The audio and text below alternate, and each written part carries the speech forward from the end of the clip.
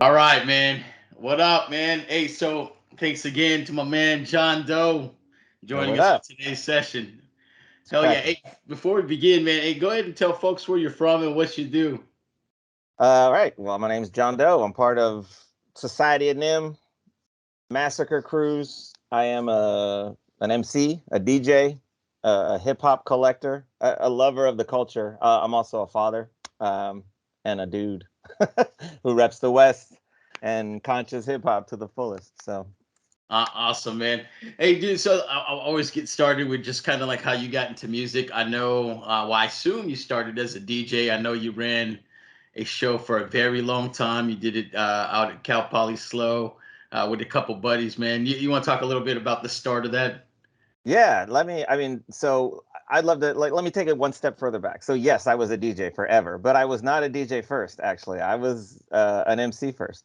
Oh, Um, I started rapping in high school. So 87, I recorded my first raps, or no, well, I was writing raps, and I recorded, started going to concerts, buying mixtapes, and started my collecting back then, like in the 80s. So my tape collection is where I was at. That boombox up there, that was all from the 80s.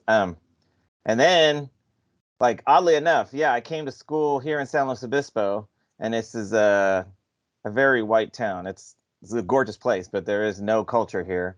And I came from like culture, like everything. So uh, my love for the music, I kept rapping, kept recording, entering like little rap battles, and like linked up with basically the people who were the community back then. But there was still um, only like a small representation on the Cal Poly, which is the radio station at the college here, of hip hop. And it was like, there's one show, and and I knew all those people because they were the same people that were at these open mics and doing stuff like that. So naturally, I linked up with a crew, a DJ. His name was DJ Efren back then, but he goes by Villain now, and he's in San Diego. He's kind of DJing house stuff, but he was my first real DJ. He had turntables, and um, he was down with this local community group. But it was like the YMCA community outreach program, and they did like hip hop dancing and stuff like that. So I started hanging out with them, and we would go to like Friday Night Live. For those of you who don't know what that is, it's sort of like this an outreach to high schools that's more like alcohol-free fun, that type of thing. Like find some place where there's not drugs, and it was just sort of. So I would go to the high schools locally and rap, and then these kids would dance behind me, and like it was actually super dope. But out of that, right, we started throwing clubs and DJing, and then I naturally, at first, I was like buying vinyl because I had always bought cassettes, and then I just started buying vinyl without even mixing. Um, and I had my homeboy Rafiki, who shout outs to Rafiki. He is was a Power 106 DJ for years. He's down. He's like now he manages Danny Brown, like on the road, oh, like tour managing. He's oh, part of this crew called High Def Media. So shout outs to Joey Castillo and Rafiki down there at High Def in yeah, LA. man. They manage ASAP Rocky, stuff like that. But he was just a dude that knew dudes that knew me, and we were like, I just one day turned to him and I was like, "You want to be my DJ?" And he was like, "Yeah, I'll be your DJ." And you could do stuff back then, dude. It was like, um, Let's do it. so he had never DJ'd. But Efren, who was my DJ at the time, but was also busy, he's getting married. He was like, "Yeah, you guys can cop the tables." And so like Rafiki started learning how to DJ. Naturally, he needed vinyl, so I just started buying vinyl. We were all copping vinyl, and out of that, like, of course, I'm DJing too because it's just sitting in my living. The tables were in my living room, so and then we just said, "Well, we're DJing these clubs, we're doing this. Like, let's get on the radio. This is whack." So we there was a local station called Slide 96, and there was a dude, a black dude actually, jamming Craig Payne. And he was like a super country. It's hard to explain, but he was a pretty whitewashed, like black dude. But he was like, "Yeah, I'm down," like, and it was weird because like he was almost like less cultural than us, like not involved, but would be like, "Yeah, let's do it, bro." but he's, you know, Garth Brooks or whatever you want to, however you want to look at it. But he was like going to give us an in. So we like did this whole thing. We set it all up, and then that thing just fell through. It was like we were devastated. But I mean, we were like building our promo tapes and like, here's what the show is going to be like. We were doing all that because we had little like, you know, little Tascam 8-track recording cassette mixer. And I mean, I remember I was working graveyard at the gas station locally here, and the whole crew came to the gas station. We did the whole like all these promo spots because we were like, No. and then we handed it all off to him. He's like, "This is amazing," and then like nothing happened. So then we were like, "Fuck this." Am I allowed to cuss on this, by the way? Yeah, absolutely. Okay, Man. yeah, I was a foul mouth. I don't know who's watching, but so we said, "Fuck it," and then we're gonna just take it to the college station where, like I said, I had known people. My best friend when I started Cal Poly, I was like, I'm doing hip hop radio. I got a track scholarship there, and they were like, pick a major, and I was like, I don't know, journalism because I want to be on the radio. I like hip hop. That was like that's where I was going to. But I got kicked out. So I went my first year, and I got a 1.9, terrible grades. I was just not ready for college at that point. You know, 18-year-old Tom was like, mm-mm. But out of that, my best friend, my roommate Alf, was like, oh, I want to do that then. So then he got on the college radio station and started doing a hip hop show there. I would just go up to the station. I'd freestyling on the air all the time, like other MCs, Nebulous, who was a local MC who was down with Bizarro. Like Bizarro is actually from this area. He is from AG. It was called Safari, I think. It was just like you would be rapping, like I said, we were DJing at clubs, like we would be out in the parking lot freestyling, like represent the culture as much as you possibly could. And then we just jumped back on to the Cal Poly station because that thing fell through with the commercial station. And then from there, like Beat This Productions was born. It was Rafiki, Rockwell, my homeboy, the homeboy Mathematics. There was all kind of like crew. Shout out to Ray Love the Face Man and P-Funk and Steezo, like just dudes that were friends that hung out. When we would be DJing, they would be like carrying the lights and the records and the speakers. It's hard to explain, but like you couldn't just show up with a laptop back then to DJ a gig. You had to like bring 12 crates of records and all the speaker equipment. And so, I mean, that's what kept us in shape. You're like carrying, you know, you're yoked from carrying all that stuff. But out of that, we just started doing the Nappy Dugout, which was the name of our radio show. So Beat This Productions, Nappy Dugout. And it was like an instant success. People loved it. And I think it's because we were real. We are ourselves. You know, I'm kind of an asshole, and that actually worked a little in radio, to be quite honest with you.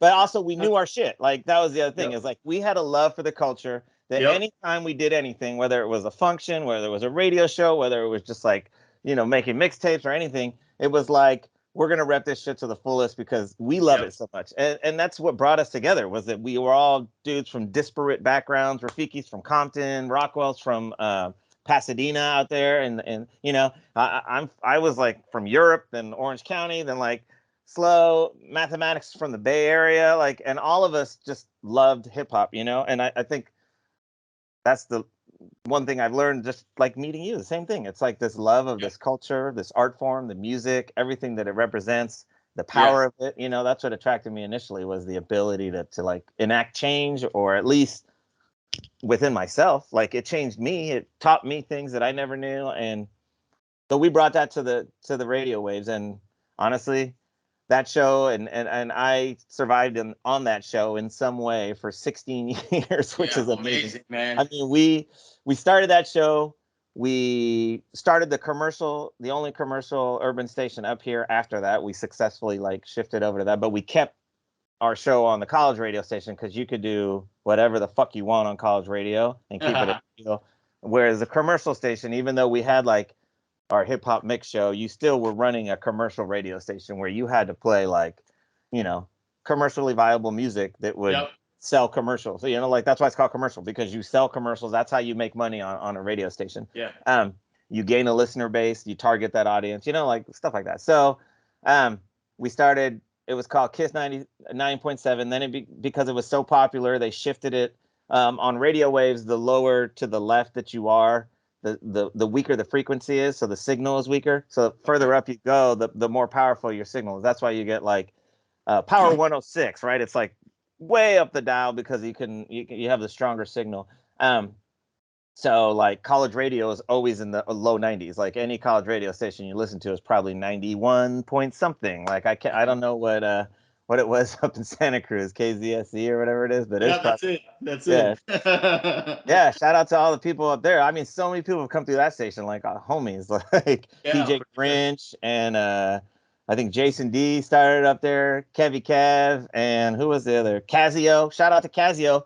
He's doing 30 years of radio right now, bro. That cat is still going strong. So, yeah, it was fun. Yeah. Eventually, we moved to LA. I kept doing the show because I had a son up here. So I kept coming up on weekends to spend time with my son, but I kept doing the radio show.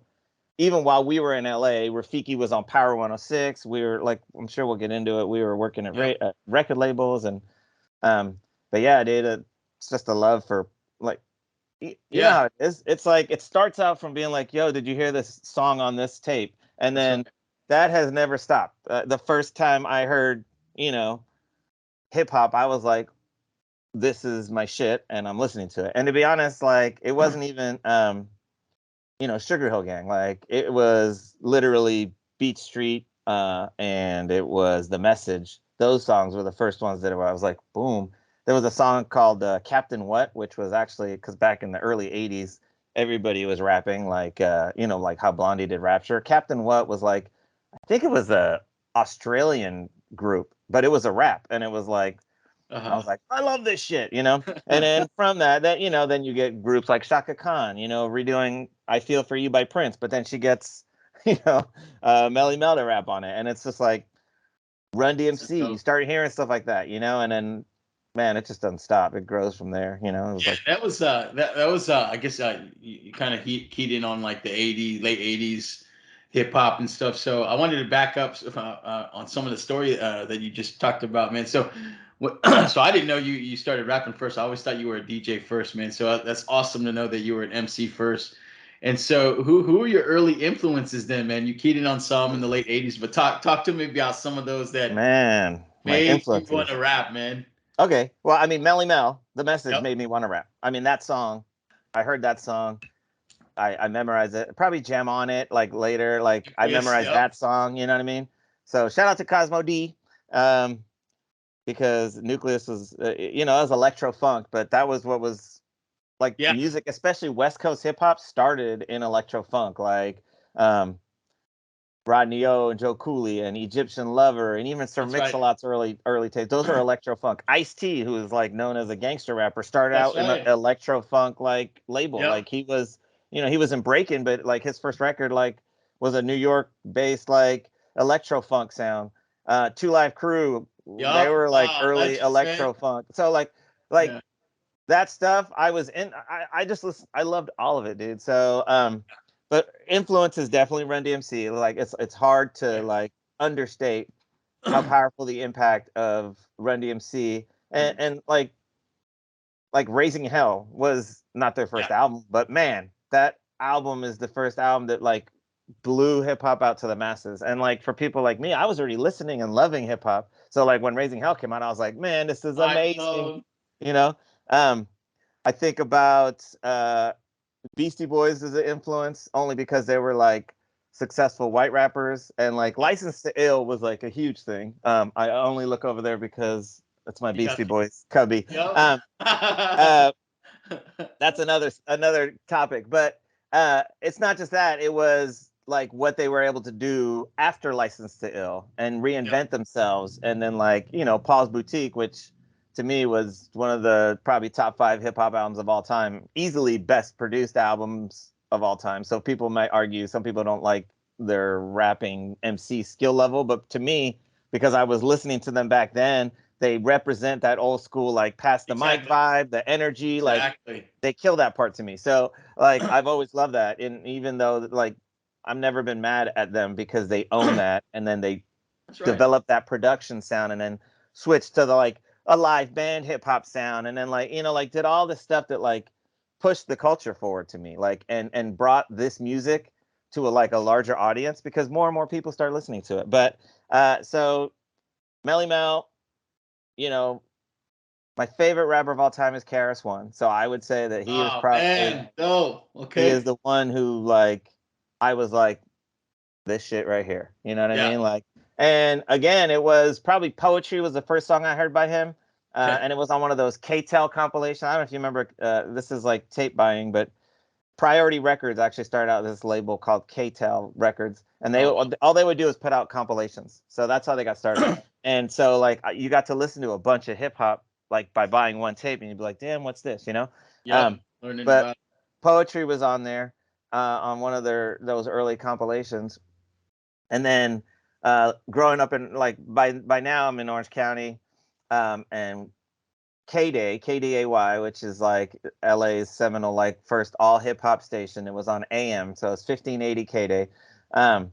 And you could hear hip hop, you know what I mean? But for me to hear hip hop at my house, I had to literally stand on, like, the corner fence post and hold my radio up because, like, I look like Say Anything, right? Like, but I was just trying to get the best signal. I mean, I guess I could have probably sat on my roof and been smarter about it, but, like, I remember standing there and then press play, record, get all these songs, and then go back in and listen to the tapes and be like, what's this song? And then you hear, like, My Philosophy, and you're like Gold by Stetsasonic, and it's just like all these songs on top of, like, the radio personalities that, like, Russ Parr and what was the other dude? Oh, anyway, Russ Parr was Bobby Jimmy from Bobby Jimmy and the Critters. So The like, crickets, yep, yeah, yep, yeah, and he was like a comedy rapper, but he was also yeah, like, if you listen to NWA's, like, first tapes, like, they're talking, like, on that song Radio, Eazy-E's first, like, real single, because Boys in the Hood was an NWA single, even though it was Easy E. You know what I mean? But when they started going into their first, like, Ruthless Records, real, because that was McCullough Records, so they go to Ruthless Records, and it's like Easy E Radio, and if you listen on there, like, that's like the K-Day DJs on there. Nasty Ness from Seattle, who was the oh man, one of the starters of Nasty Mix Records, which was, calling it back to Sir Mix-a-Lot again. You know what I mean? Um, they were all on that record because those are the people that were playing hip hop back then. You know what I mean? So it's yeah, anyway. dude, Yeah. that's dope, man. So, Yeah, so I didn't KRS-One realize. probably my biggest influence. To answer Oh your man. question, I would say, like, I had a song called "Prophets of Our Generation," and it was like that was one where I listed out these guys. This is a long time ago. This is a 91 song, but I listed out, it's like KRS, Chuck D, Yep. Ice Cube, Ice T, Paris, and Kumo D was on the list back then because he was influential to me as well. So those cats plus Melly Mel, I would say, like, if you want a list, that's the list. That's who Cool, John man. Doe is influenced by. And then you mentioned that you transitioned to DJing eventually after that. And so when I thought when you were telling me that story, I was like, dude, I wonder what his first turntable was, man. Were you a 1200 dude off the bat, or did you have like one of those janky turntables, man? What would you Uh, start with? so DJing, I was 1200s because, like I told you, Man, my boy Ephraim was like, yeah, you can borrow these tables, and then we just, like, Rafiki and I ended up splitting a set. We bought our own, so we were like, hey, we want our oh, own, and it was like I bought one, yeah. he bought one, and then, like, eventually we ended up with our own sets, our own mixers, all that stuff. But, like, my parents had turntables, Okay. uh, in Orange County, and Belt drive, huh? like, I mean, yeah, the belt drives ones, There you and like go. everybody else, you ruined it. I mean, Yeah, you're yeah, like, yeah, yeah. geek, geek, geek. Is this how it works? Give me, and, like, I mean, because I would buy, like, I mean, Boys in the Hood, like, 88, I bought that record, and you don't think about it, but you're like, I got this vinyl record, like, Yep. I had Beat Street. I mean, bro, I had Beat Street on cassette, on vinyl, and on 8-track because Amazing. 8-track still existed. And my parents' system had an 8-track player. So I'd be like, yeah, but yeah. That's- So that was my first turntable. But when I got into DJing by then, like, to be honest, like, I was pretty lucky because I knew people who had 1200s. Yep. Just like when I got into making beats, like my homeboy Shu, who Shunami from a group called Large Profits. They're a Japanese rap group, but he was out here on a foreign study program here in San Luis Obispo. He's from Osaka, Japan, Okay. and he had an MPC. So I was like, cool. And then Click the Super Latin, who was one of the dudes that made like Oh. my first beats, right? Like that's my brother, so shout out to him too. Yeah. He had an MPC 62, like MPC 62, like, and so I would go to his crib and just fuck around on the pad, you know, and you think you're the man because you're like, oh, I remember making my first beat on his MPC 60, like, yes, not even realizing that I'm using his drums and you know, like, Yeah. but I still have that beat, dude. Like I like saved all those diskettes, and I'm like, yeah. I actually ended up, I think I rapped on that beat eventually, Yeah. because it wasn't just sample based. It had some other stuff. But yeah, it's I've been lucky in the sense that I've known people. If I haven't had the money to buy my own, because like that was really a roadblock back in the day. It's not Oh, so much absolutely. anymore. Like Absolutely, dude. getting recording equipment. Another local rapper that I linked up with because of it was a rap battle that the prize was studio time with the local guy who has studio, and he was like a Christian rapper back then. His name was Mastermind AZ Rocks. Okay. So shout out to him. He's still around, and but he doesn't rap anymore. But he it was like win studio time with this guy, and he didn't have an MP, but he had S900 maybe, like it was the rack mount sampler, and so I made some of my like first demo tapes with him. So I very early stuff was like rapping over other rappers' beats, like everybody else. You know what I mean? I just Yep. find instrumental tapes. Joe the Butcher Nicolo, who House of Pain disses at the very end of Jump Around, when they Yeah. go, yo, this is dedicated to Joe the Butcher. You know, grab your Bozak, punk, right? Because he was like one of the original guys. I think either so they were working with him or Muggs, because Wow. Muggs came from the East Coast, was like working with him for 7A3. I think Joe the Butcher made some beats on the first 7A3 record that Muggs was a part of. Um, when he first came out to Cali, and they were an East Coast group that came to Cali, and they were like cooling in Cali, and they look.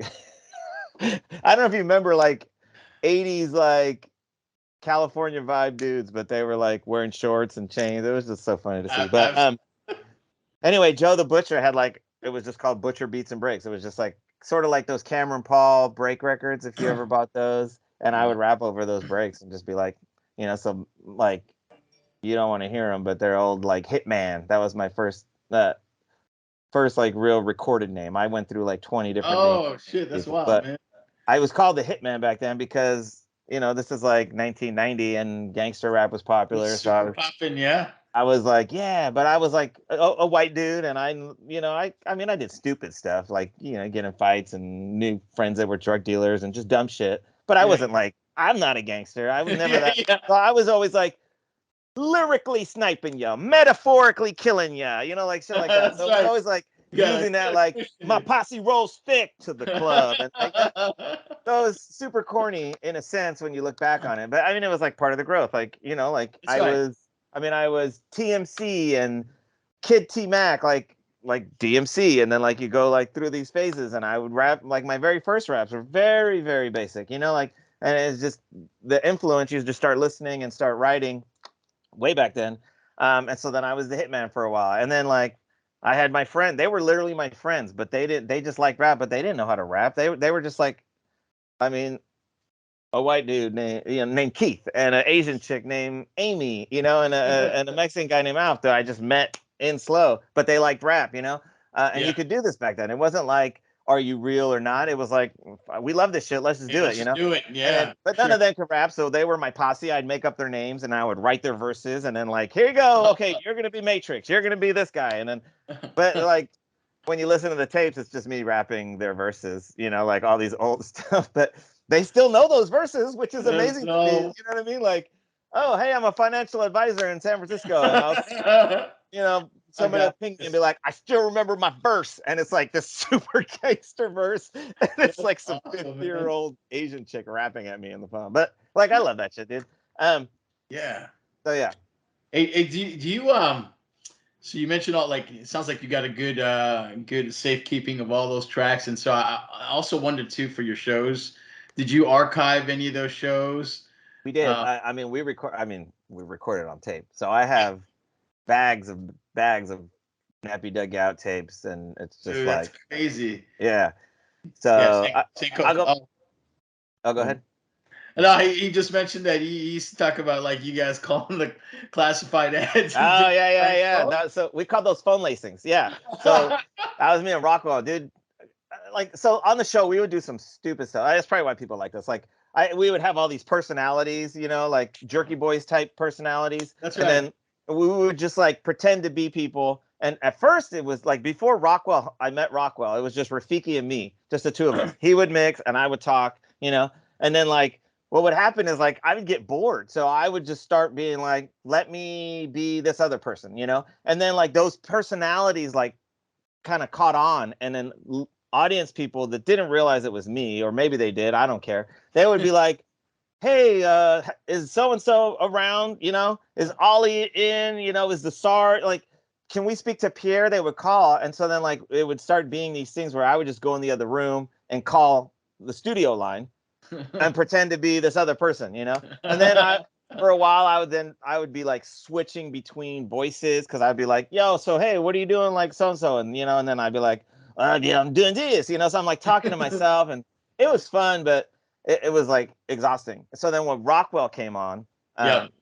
and I met him at Barnes and Noble, and I could tell he was writing a rap, and like you're probably the same thing. You could tell when somebody's like into hip hop, That's right. and I'd be That's like, he was just you're sitting like, there at the little Starbucks. I don't even think it was Starbucks back then. It was just the Barnes and Noble's like eating area. And I'd be like, are you writing raps? And he's like, yes. And I was like, I'm an MC, bro. And then I was like, have my little bag, and I'd be like, bam, tapes, you know? that's dope, And then, man. and it's just like, so, but, and again, instant like rapport, like, oh, you know this, you know this, you know this, you like this, you like this. Of course, because everybody did. It was all dope. So, um, so then I was like, I got a radio show. Come by the show. And then like he started hanging out. And of course, like Rockwell, to be honest, is like was a boon, because then I wasn't the only guy. It was like somebody else that was just as loud, just as funny, that we would bounce off of each other. And so yeah, then we started doing like phone lessons where it was like calling random shit out of the ad, like random ads. So like some of like his best ones, like, man, it was like somebody selling a toilet, and it wasn't even, it wasn't a store. So like that scene in Jackass where the guy goes and shits in the toilet, like he was like, this is before Jackass, and he's like, you know, yeah, well, could I like maybe come down and try it out? And they're like, try the toilet out, and the lady, you know, it's like, well, it's not even like plugged in, and you know, it's just sitting in the garage. He's like, oh, it's okay. It's like, I come down, I just want to take it, you know, gotta drop a deuce, and he like the way it would happen is like you'd always throw in like these hip hop slang, because these people weren't hip hop, so they didn't know shit. You'd call like a Chinese restaurant, you know, and ask for the Wu-Tang Clan special and such stupid stuff like that, you know. Um, we did one where this person was like renting doves for like events, and Okay. it's like, oh well, I'm a Prince impersonator, so I'm trying to do like The- a performance, and I need the When Doves Cry, you know. And yeah. but it would be so funny because it's like natural, like funny shit would come out of it, where it's like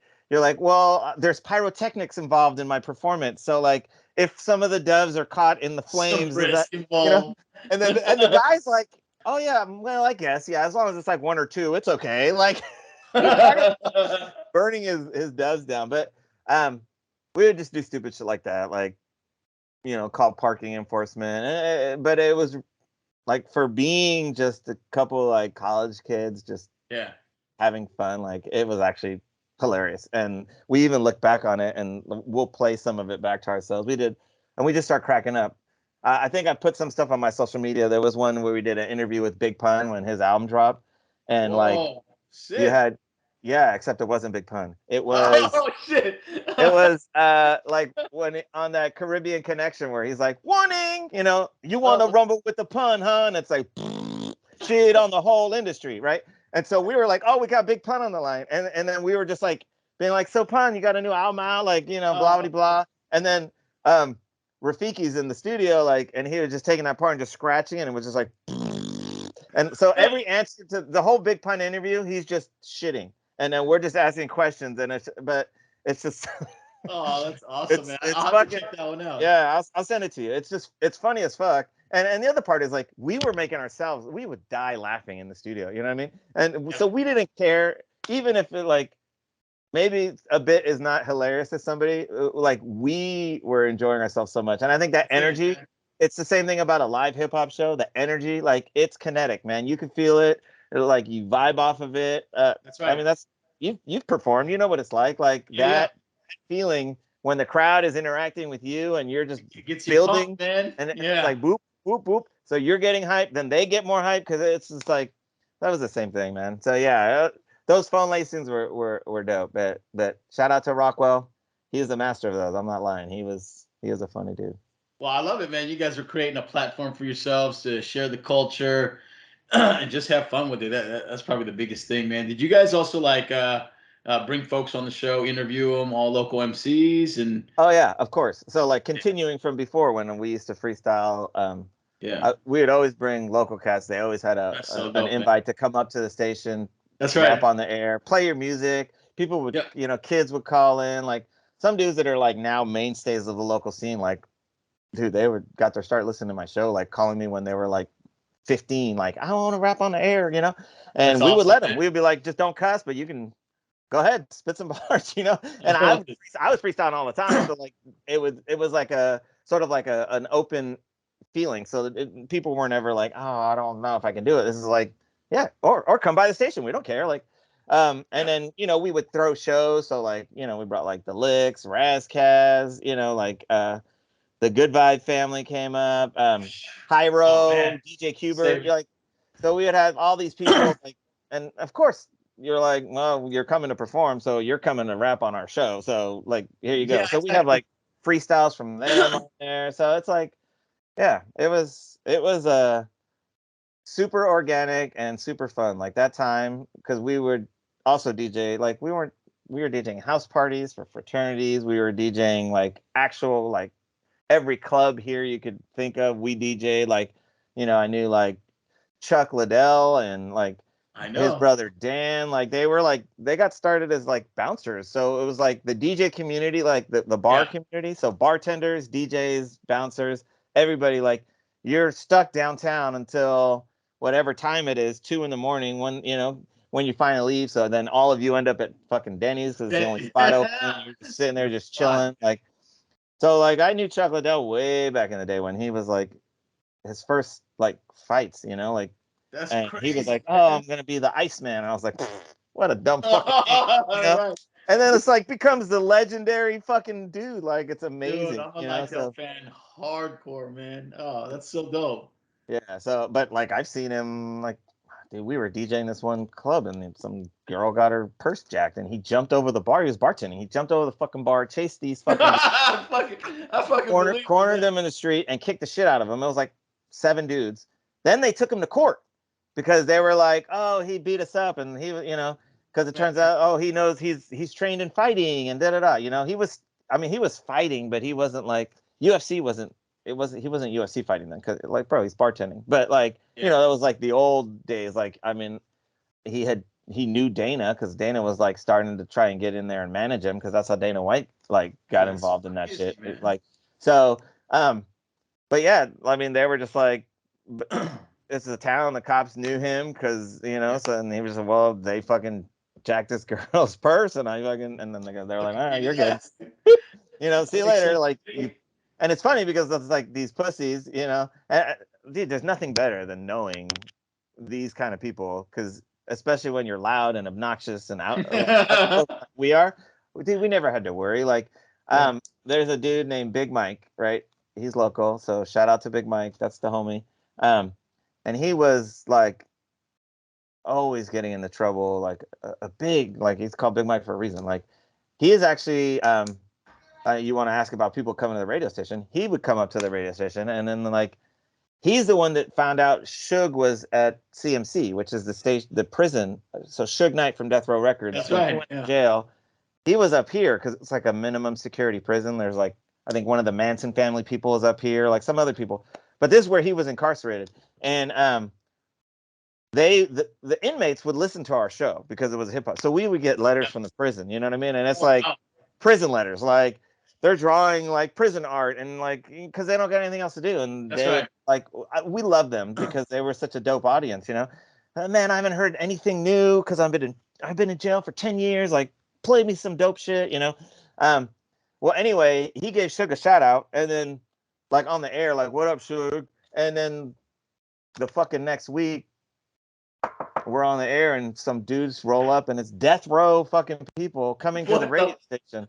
Like, Suge heard your shout out. He wants you to know he listens to your show. That's crazy. No, it's crazy. And then what ended up happening is, like, at the time, he wasn't allowed to perform business in jail, right? You're in jail. You're not allowed to technically do stuff. So they would bring music, new music, death row music, to our show the night before. And then, like, they would be like, here's a song. We'd be like editing all the bad words out, like, that is crazy. Like, live, and then play the songs.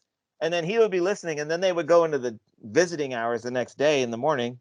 And then he'd be like, yes, no, cut this one, change this song. Like, so he would be like, so we'd be like world premiering songs on our little ass college radio station, Death Row Records, you know? I mean, to be honest, it was like post the Death Row Golden Age. Like, this is Suge's in jail. Snoop's not on the state on the label anymore. I think at the time, Daz was still there, but Corrupt was mad. You know, they've sort of like, then after a while, Corrupt was back and Daz was pissed off. But it's like Danny Boy was there and YGD, Top Dog Cinderfella. He was like a guy that sounded like Snoop, you know, kind of like Shine sounded like. So. Biggie, you're right, yeah.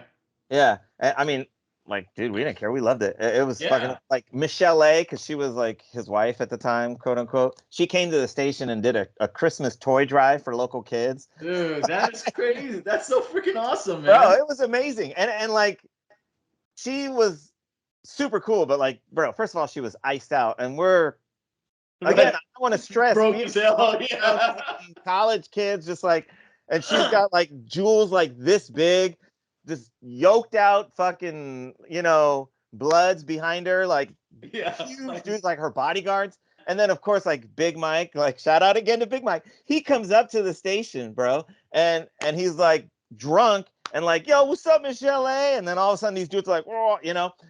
But yeah, I mean, awesome, man. I use that to sort of shift to that story. But what I was getting at was like, this dude, Big Mike, would fucking inevitably shut down our functions. He would get in a fight because he was like, he was drunk, and he was like one of, you know, there's just dudes that like to fucking scrap. And sure. He'd be at the beginning, he'd be like, what's up, John Doe? What's up, Rafiki? Like, blah, blah, blah. He'd be like, hey, please don't shut this shit down. And I got you. Dunsies. But here come the cops because there's a fucking fight, you know? Like, honestly, like, we didn't hate it because it's like, all right, well, we still got paid. But there was some fucking, some fun times and some crazy, like, brawls that happened. There was a club we DJ called Loco Ranchero where we brought, it's like when we brought Del the Funky Homo Sapien down. Like, I said we brought the high road, but this was like back in the day. This is when his I Wish My Brother George Was Here album dropped. So like some of Hyro rolled with him, but I mean, you're talking about like, this is like Burnt and Eye Exam. Like, you didn't, like, they weren't signed to, rest of Hyro wasn't signed. Like, Souls of Mischief didn't have their record deal. Casual, you know, like they were about to, you know, they were just starting to make music, but this is like, but this club, like, man, it was like a huge brawl. It was like in San Luis Obispo, there's like a, you know, it's pretty white town, but around us, there's like Santa Maria is super Latino, like, you know, based town. And then there's like Lompoc has like, there's a military base there. So there's like a lot of black people from Lompoc. And then of course it's a hip hop club. So like, anybody that's you know, culturally diverse is showing up, and it was like some ass like Mexican guy stepped on some black guy's shoe, and then it's like, and it's like instantly like a divide, like, and the cops had to end up like keeping all the black people inside and locking all the Mexicans out because they were shooting guns. It was crazy. That club got shut down, which it sucked because it was a dope ass club. But like, anyway. Hey, dude. So, and then, so, man, this was all centric to San Luis Obispo. So, where was that break? If I understand the story correctly, did you live in LA for a period of time too, as well? Yeah. So, like, we were like, we're bigger than this town. So, like, we started at that commercial station. We got in beef with the management because, again, it was like, we were like, I like to say, like, we were like the energy of hip hop. You know what I mean? And it's youthful, it's Yeah. rebellious, and it's hard for any type of like structured system to accept that, which is what's so amazing about hip hop, right? It's railing against the establishment. So commercial radio is the same way. Like there's these people that have been in commercial radio for years. Like I was talking about that guy jamming Craig Payne, right? He was Yeah. like, "Hey, how's it going, boys?" You know, like you can't stress enough like how counterculture we were Okay. in that system. And so like there was it was like some, I think it was a WC sweeper. So a sweeper on radio was like, "Yo, what up? It's WC. I'm chilling on, Oh, Wild 106, yeah. Well, back then he was like in his like saying Nia, Nia, yo, my Nia, like all the time. Like that was the way he would get away with saying the N-word on a Yeah. radio, right? Ah. Well, the program director at the station was using that all the time, right? And Rafiki was really pissed about it because he was like, "Yo, this is exactly what San Luis Obispo is. There's like 40 black people in this entire town, and you're playing some dude saying my Nia to make your station sound cool. Like that's Mhm. whack." Um, and he got really mad about it, and we actually quit.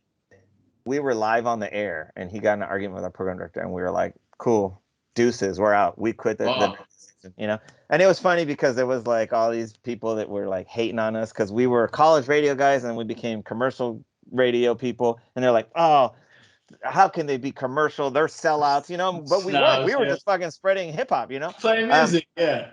and then those same fucking dudes, and if they see this, you know who I'm talking about. Those same dudes that were hating on us when we quit, they were the first ones in the radio station applying, like, "Oh, hey, we heard you got openings," and it was I like, believe "You it, man. whack ass haters," because you just were mad that we took that upon ourselves. Because we literally, dude, we went to this station and we're like, we heard that this station is not performing well, and it was like the wave. It was like one of those. I don't know if you remember in the '90s. It was like ambient sound music. Like it wasn't Sure. songs. It was like it's the sound of the ocean playing in the background. And we were like, Get out of here, "Listen, man. this you need this." And we just had a whole presentation. We like set it up because mathematics was like a business finance major, so it was like a legit like proposal to I bring love it. rhythmic CHR, which at the time is like what you would call urban, um, to the local area. And so people really get frustrated when you know your shit and you know what you're talking Yeah. about. I mean, so anyway, yeah, we bounced, and at that point we were kind of like, well, we've done everything we can do here. We conquered this town. Like, let's go. And I had begun working with Good Vibe at that point as a college radio promotions guy. Um, we had other relationships. Rafiki had a link. He started working at Power 106. So we were like, let's all move to LA. We're the So next dope. big phase of our life. Yep. Sankofa, Spontaneous had come and were living with us at my house at the time, Yep. where they were like, well, Spontaneous came and moved out from Ohio. Sankofa came and stayed with me for a while. And then he ended up actually, when we were like, we're moving to LA, he was like, all right, I'll move with you. That was when we were like, we're going to do it. We're going to like move to LA. We're blowing up. We're doing radio shit, but also our own hip hop shit because like we had been working on Double Helix, and we were going to do Yep. independent records was going to blow up. So like, let's go. So I got a job I actually was in house now at Good Vibe. Rafiki I got him a job at Raucous because I was the hip hop director. So Yeah. like I was the one that That's was like sick. talking to all the labels. So like Yeah. I was like, yo, I got him a job as a like working under Mr. Chalk and some of the other dudes that were like beat junkies, and but they were all linked through Raucous LA, like Rockets. that Oh whole man. like wasn't Tommy Gunn. So he was like the beat junkies manager. He worked Okay. at Raucous also, like so like all those dudes they're all like linked, dude. So it was That's like freaking amazing, Rafiki man. got a job there. Rockwell got a job at Death Row because of the Suge connection. So we were like, Dude. we're in. Rafiki's Yeah. DJing on Power 106, like because of like our connects at the labels. It was like working in LA. So yeah, I was down there for like 4 years, basically. Okay. Working at Good Vibe. And Good Vibe at the time was like first they were affiliated with this label called Atomic Pop, which was like their parent label. So Good Vibes started in Oakland, right? By some dudes. They were actually from LA, but they met at Berkeley, and so they started Good Vibe up there.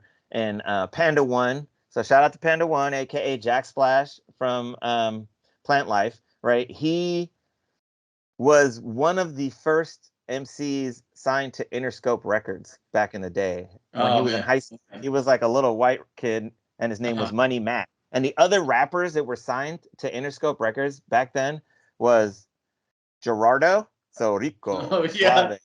yeah. Yes, Tupac, and who was the other guy? Maybe Mark. No, maybe that was it because I don't think Marky Mark was on there. But it was like that was the Dude, that's rappers he was crazy. signed with, you know. And his shit never. He got shelved, and he went off to college, and then. But always like loved hip hop, and so started Good Vibe with his friend. So that was Matt Kahane. That's Panda One, and then Chris. What's Chris' last name? But he was like, Dude, came from money, business acumen, and so that's how Good Vibes started. But we that's like because I crazy. was doing a radio show. Like so Chris at the time, the other like he was like the CEO. Matt Kane ended up being like that main A&R guy. He Yeah. was working at Big Beat Records, Atlantic Records. So Big Beat was like Atlantic's hip hop like subdivision. So like they put out what's that group? K-Def and Larry O on some real live shit. Remember that group? So Oh, K-Def's man, group, that's some old they put stuff. out like Yeah. not gonna be able to do it, like Double X Posse. Uh-huh. And then Yep. like out of that, there was a subdivision of Big Beat that also put out like West Coast records. So like what was Western Ways? That was the group out of Norwalk. They were like a Latino group that Big Pun had a guest verse on. What was the Was name it of the it? Mexicans? No. No, the Mexicans were on Wild West. That's another connection though. But Oh no, man. they're like a junior Cypress Hill. I am so Okay. sorry. The guy that made their beats, his name is OG, Okay. not the OG from DITC, but like OG Yeah. style is his name. And Delinquent Habits, that's the Oh, name of the Blink group. Labs. Yep. Yeah. Okay, Skeptics so I hate that. Yeah. Hell yeah, yeah. so but anyway, Chris was a promoter. Like his day job was working for Big Beat Records, promoting their hip hop stuff. And then like, Okay. because I was the hip hop guy, I would talk to him, and then he was like, "Oh, we got this our own label." Then I was like, "Yeah, I love it." And then he's like, "Oh, well, like eventually, like that relationship, like all relationships, like blossomed into me becoming their college radio promoter." And then he was like, "Well, we got signed to Atomic Pop, which Yeah. to bring it back to the conversation, Atomic Pop was a label that was run by a guy named Al Teller, Okay. he ran MCA Records for years. He was like he's Wow. like a fucking OG in the record business. Sure. But what Atomic Pop was is he was like the future of music is digital. Okay, and people were like, "What are you talking about?" He's like, No "Listen, kidding, huh? yeah." And so it was the Cool. first digital record label, and Atomic Pop actually would release their albums on zip discs, and they signed like he was like, "It's gonna blow up. Trust me, this is gonna be the future of music." And it Man. was like he signed Public Enemy, Ice T. So it was like known rock bands like it. I think Bush, some other people like Yeah. where he was like, "Come be on my label." They had successful careers, so he was using their like the fact that they were known to push this. But there were also people that were like on board with like this next step in evolution. Chuck Yeah. D has always been one of those guys, right? He's always been like Yep. on the forefront of like how can we get music out there? What can we do? Independent stuff, that kind of stuff. And Um, supportive of independent movement, man. oh yeah. Um, and so this label flopped just to it wasn't the industry wasn't ready at the time. So it was like, but it was the first label that was like digital MP3 like waves. Like I said, they put their albums out on zip Ahead disc. of his time. He You know how taught many me, fucking zip discs I took home so I could use on my MPC because I was like, yeah, But man. um, and so like we worked under Atomic Pop. They were like, oh, we got a promotion division. So they're like, yeah, you can come Yeah. work for us. So like, dude, I started working like I was promoting Good Vibe out of Yep. the Atomic Pop office. So it was like a hustle Oh, that's inside a crazy. hustle. Like we were all Yeah. working there, but we were using that label to just kind of like Yeah. we were focused on Good Vibe, you know what I mean? To But resource it we were out, also right? part of the Atomic Pop like urban marketing. So like this like Yeah. we were going into chat rooms and talking about like the albums on Atomic Pop Records, and you know, it was just like some of the people that we met in those relationships like went on to be like, it's crazy. Like what a learning experience, man. Yeah. Max's business partner in Malathion, which is it's like a promotion crew in LA. They would put on shows. He worked with me at Atomic Pop, and it was just like, dude, it was so chill. So anyway, like you're working in this environment, and you just know everybody, like everybody that's making music, man. Like, you know, like through the connections through Raucous, it was like, dude, like, you know, we knew the Visionaries, and like Mum's the Word, who was like one of their producers, like he was from Santa Barbara, you know what I mean? So I already knew him. So it was like when we brought like good vibe artists up here, like we also brought Elemento, and who was, God, what was the other group? Lexicon. Those two, they were two kids. They met at Santa Barbara, right, at UCSB. So like it was just all people that you know. You know people because you're always involved in the scene. Just like you knew probably all the Santa Cruz cats, or you knew who they were. Maybe, you know, like maybe you didn't, like, I don't know how close you know, or if you ever met what's the name, Kevy Kev or whatever, but like you probably knew of them, you know what I mean? I knew of them, through the younger guys that came a little later on. But yeah, man, hey, I wanted to back up and just mention, like, you know, Good Vibe, you know, Records, man. I don't know if a lot of I just wanted to highlight, you know, they were one of the premier record labels in the early 2000s, man. They had a freaking amazing roster too, man, of folks, which we didn't even touch on, man, like Phil the Agony and Mystic the Bay, right? Oh, she was freaking awesome, bro. And we Chops, right? Chops, because the Mountain Brothers, they had they had won a contest and got a record deal on Columbia. I think that was one of like the first, like the Rough House records deal. So Rough House was like Fuji's and all those, but I think they got a deal through some Sprite contest. I can't remember, but Mountain Brothers, like they had that joint Paper Chase. That was dope. You know what I mean? Like Galaxies. Think about that. So but Chops knew Panda because he was a producer. So it, like, cats would always hit him up. I mean, back then, it's weird to think, but Stone's Throw. So Rasco's label, and and I knew those. Like, dude, I met all those because we were local, you know. So like they would come down, like Rasco would come down. He's not Rasco, but Rasta Q-Tip, who was he worked at Amoeba Records. I don't know if you ever knew him, but he was like the hip hop buyer at Amoeba Records in San Francisco. Yeah, so, like, that's so dope, man. But he got started. He's from wherever, Fresno, where you know, Rasco and Planet Asia, like they came from out there, you know. That's right. But like, being on Good Vibe, like, so what I was gonna say is Stone's Throw like looked up to Good Vibe, was like, yo, you guys are doing what we want to do. And at the time, like, this is crazy because Stone's Throw then basically became what Good Vibe would have been. But Good Vibe was like sick of being this mid-tier indie, and they were like, we're gonna go to the next level, right? So then that's when they like signed Slum Village, or they actually signed Barack Records, which was Slum Village and Bahamadia. So that's how we got them, and we put out Fantastic Volume 2. But we were like, we're doing videos. We're next level in this shit. You know what I mean? And then we signed Mystic, who was a Digital Underground. She was basically Tupac's replacement in Digital Underground. Actually, when he left, she was the replacement.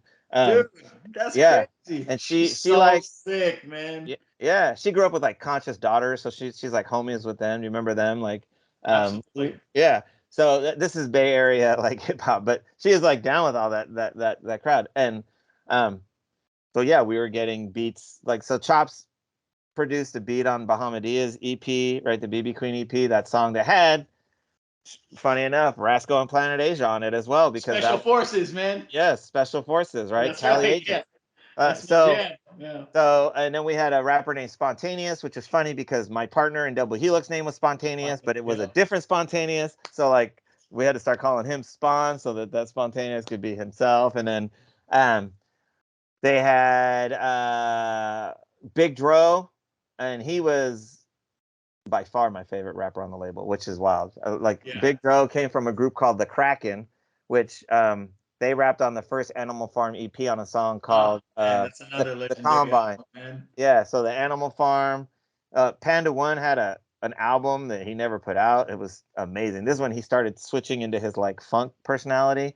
Okay. So it was like he was singing his hooks in a very Prince style funk, and that's where Plant Life came from, because he was like, Animal Farm was the animals, and then Yep. this album that he did as Panda One was called No Smog in Atlantis, where he was like, I'm a seahorse. So on that song You Will Lose, you hear him say Panda One seahorse and you will lose, and he was saying like, I'm underground, but I'm not underground, I'm underwater, you know. And then out of that he grew and then became Plant Life, which was like Dude. his sort of funk. And he blew up from that, dude. Like that dude, he ended up making beats for CeeLo, John Legend. He had beats on John Jesus. Legend's album.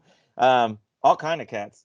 Hey, I gotta look up that Plant Light album, man. Do you have a copy you can share? Just I check I'm it sure out, I man. could send you. Yeah, I got some joints somewhere. Yeah, and Yeah, yeah, then yeah. It's the link. I gotta check it out, man. yeah. So So that's it was dope. him and Dina Superstar. That was she was a a chick that was just a singer, and she was singing on Plant Life with him. She actually sang on a couple of my joints. She got famous because she sings the theme song. This is super funny, but she sings the theme song to Vanderpump Rules. That's her song. So she's Jeez. like chilling.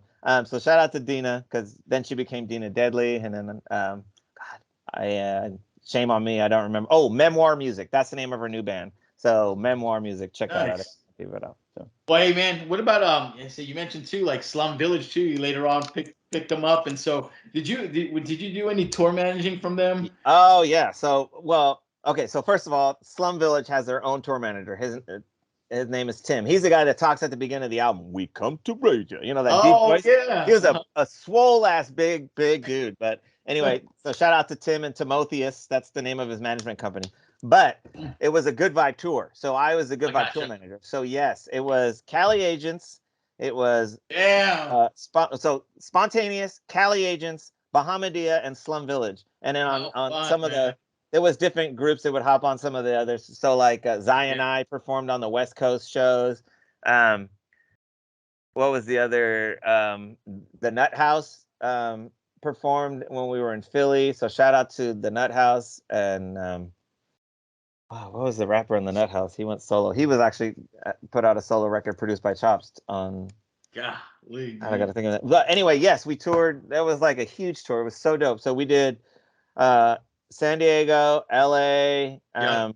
San Francisco, Yeah. uh, Seattle, Vancouver, Chicago, Detroit, Toronto, Yeah. Boston, and New York City. And yeah, dude, we were on the bus. Yo, That was yo, one of you the funnest experiences I ever had, bro. Being on tour with Slum Village, and like I met legends, man. Dilla. Oh, hey, I'm John Doe, and he's like, back then he was going by JD. Um, Yep. and he's like, "Oh, John Doe, yeah, that's my name." And I was like, "What?" And then I like JD stands for John Doe because that Uh, was his first producer name. So when he produced the first Fat Cat record, which was called First Down, yep. um, it's He was going produced by by that. John Doe. And I was Oh like, shit, "Oh, that's that's crazy. you?" And then he's like, "Yes, that's Fat Cat." And then like we're in Detroit, and Fat Cat's out there like, "Oh, what up?" Selling fucking CDs out of his fucking trunk, dude. Oh Um, man, that is yeah, I wild. mean, I got a J Dilla here. Can you? I see the figure right behind you, man. Yeah, but what you see right here, Oh shit. that's a Dilla beat tape. No, that you Yes, got from him? yes. Oh my That's god, that's dude, like that's that's one crazy. of my prized possessions, bro. So like that has Holy. like some.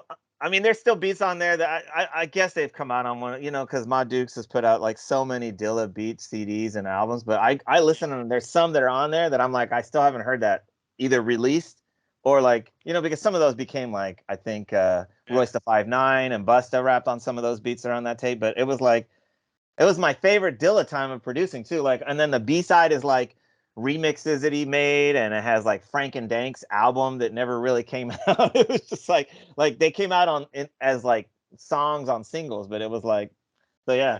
That's one of Dude, my that's freaking one of tough. I wouldn't I'd be afraid to play that tape, man, too. yeah. Just It's funny.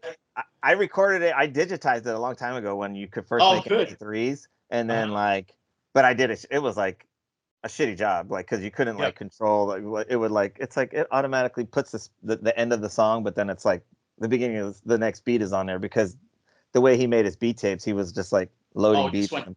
That's right. It was like live mixes almost. It was dope. Dilla was amazing to watch. Like I remember, so one of my favorite memories is we were in Toronto at the Opera House. First of all, Batin, um, his baby was born while we were on the road. So he had not met his kid until we got to Detroit. He met his baby when we get to the Detroit stop, and then we're like, we got to go across the border to Toronto. So he takes his baby mom and the baby with him on the bus. We get to the Opera House in Toronto. It was an amazing venue, and we're on stage. Batin's wife is she's sitting with the baby in a sling on the side of the stage by the fucking gigantic speakers, dude. Like, Oh, shit. and he's like, "This, I want my baby. My baby's gonna have the rhythm in him. He's gonna like." And I'm thinking, because I'm a parent, I'm like, your baby's gonna be deaf, bro. Oh man. But man, R.I.P. Batin and R.I.P. Dilla. First of all, like, Yeah. right, that. And Batin was the dopest, coolest dude. He was a little off, like that's part of like why he passed, which was a bummer. Like he was on, he needed to take meds, and he was, but like that's also what made him so dope, like so crazy. His energy was amazing. Like we're like driving through Chicago, and he's like, "Oh, John Doe, I just had the craziest vision right now," and I'm like, "What?" And he's like, I just saw the street, and like whatever that street that goes along the lake that circles Chicago, like the main like highway kind of thing. And he's like, I just saw it like a million years ago and a million years in the future, man. And I'm just sitting here living in all three time periods at the same time. And he's like describing it to me. And part of me is like, this dude is crazy, but part of me is like enthralled in the story. Like they had a song called Get Live, which was produced by Scott Storch. So this is when the Jesus Christ, Good man. Vibe is like, so after Atomic Pop, we went up under J Core, which was headed by the dude who started Profile Records. So no, Priority Records. So the dude that started Priority Records, right? He had signed like Master P and NWA, all these people. He started his own label called J Core, and so we Good Vibe ratcheted up under J Core, and so like Slum Village's next album, they were like, we're blowing up, you know, so they got like Scott Storch beats on the song. Dude, can you imagine getting a beat from Scott Storch in 2001, bro? It was a fucking heater. First of all, the beat was already, huh? And Batin goes in. If you listen to that song, like if you go back and listen to the Batin's verse, he's fucking. This is his verse. It's like and we were like, what the fuck was that, Batin? And he's like, oh, that's the language from that I learned when I was like in another time, like from another planet or whatever.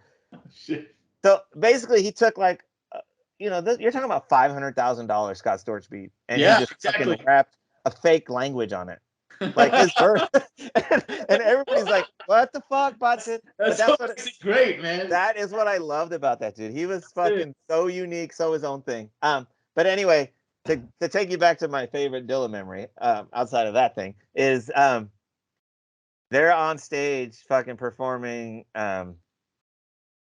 Fall in Love, and of course, like, dude, that tour was so fun because like those songs are so classic, like everything, Get This Money, Fall in Love, Climax, like just song after song after song after song of just like crowd loves it. They are an amazing group to see live, especially back when it was all the three of the original three, and then Dilla would bring two MPC 3000s, right? And he'd be like loading beats like a DJ would do vinyl. Turntables, But he's loading discs up and fucking putting beats in there.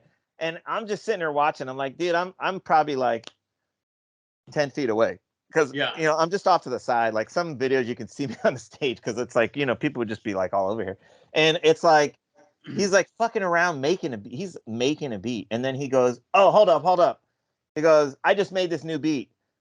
He stops the fucking Fall in Love beat, throws on the new beat, and he's like, and he starts singing. He's like, try like this. Don't tell yourself how to fall in love. And it becomes like, they just fucking go right into their verses on the new beat. They're because their whole vibe was so spontaneous. And that is amazing. I am like, bro, I'm on my phone, like my cell phone, calling my boss, like, Dilla just made a fucking remix on stage for this song, and like, he was like, get him in the studio. Like we go back, they go to the studio, they record it. I fucking send the dad off like FedEx, Wow. and then we white label pressed it, dude, and that's how the Fall in Love remix came out. Like it's Oh a my fucking white label that I was just like, this is unbelievable. God. You know, and like, listen, I'm not claiming credit for that because I had no part in it, but I was part You of saw it. So shit, yeah. watching it unfold is like, that's why I say it's one of my favorite memories. You know what I mean? Like That's so I cool.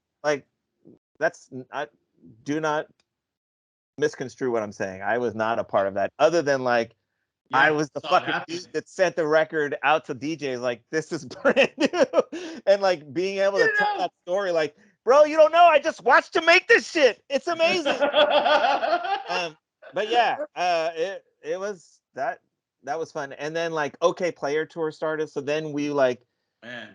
Slum Village was performing and Bahamadia were on OK Player, so the rest of Good Vibe wasn't on that. It was just like the OK Player Tour, but we were like latched on like every label that had artists, like you had your like promo van fucking following the tour, you know. So then Yeah. so yeah, I took Sankofa, we drove to Vegas. We watched the OK Player Tour like in Vegas. Dude. But I also watched it in San Francisco, you know, because it was like you're just like Yeah.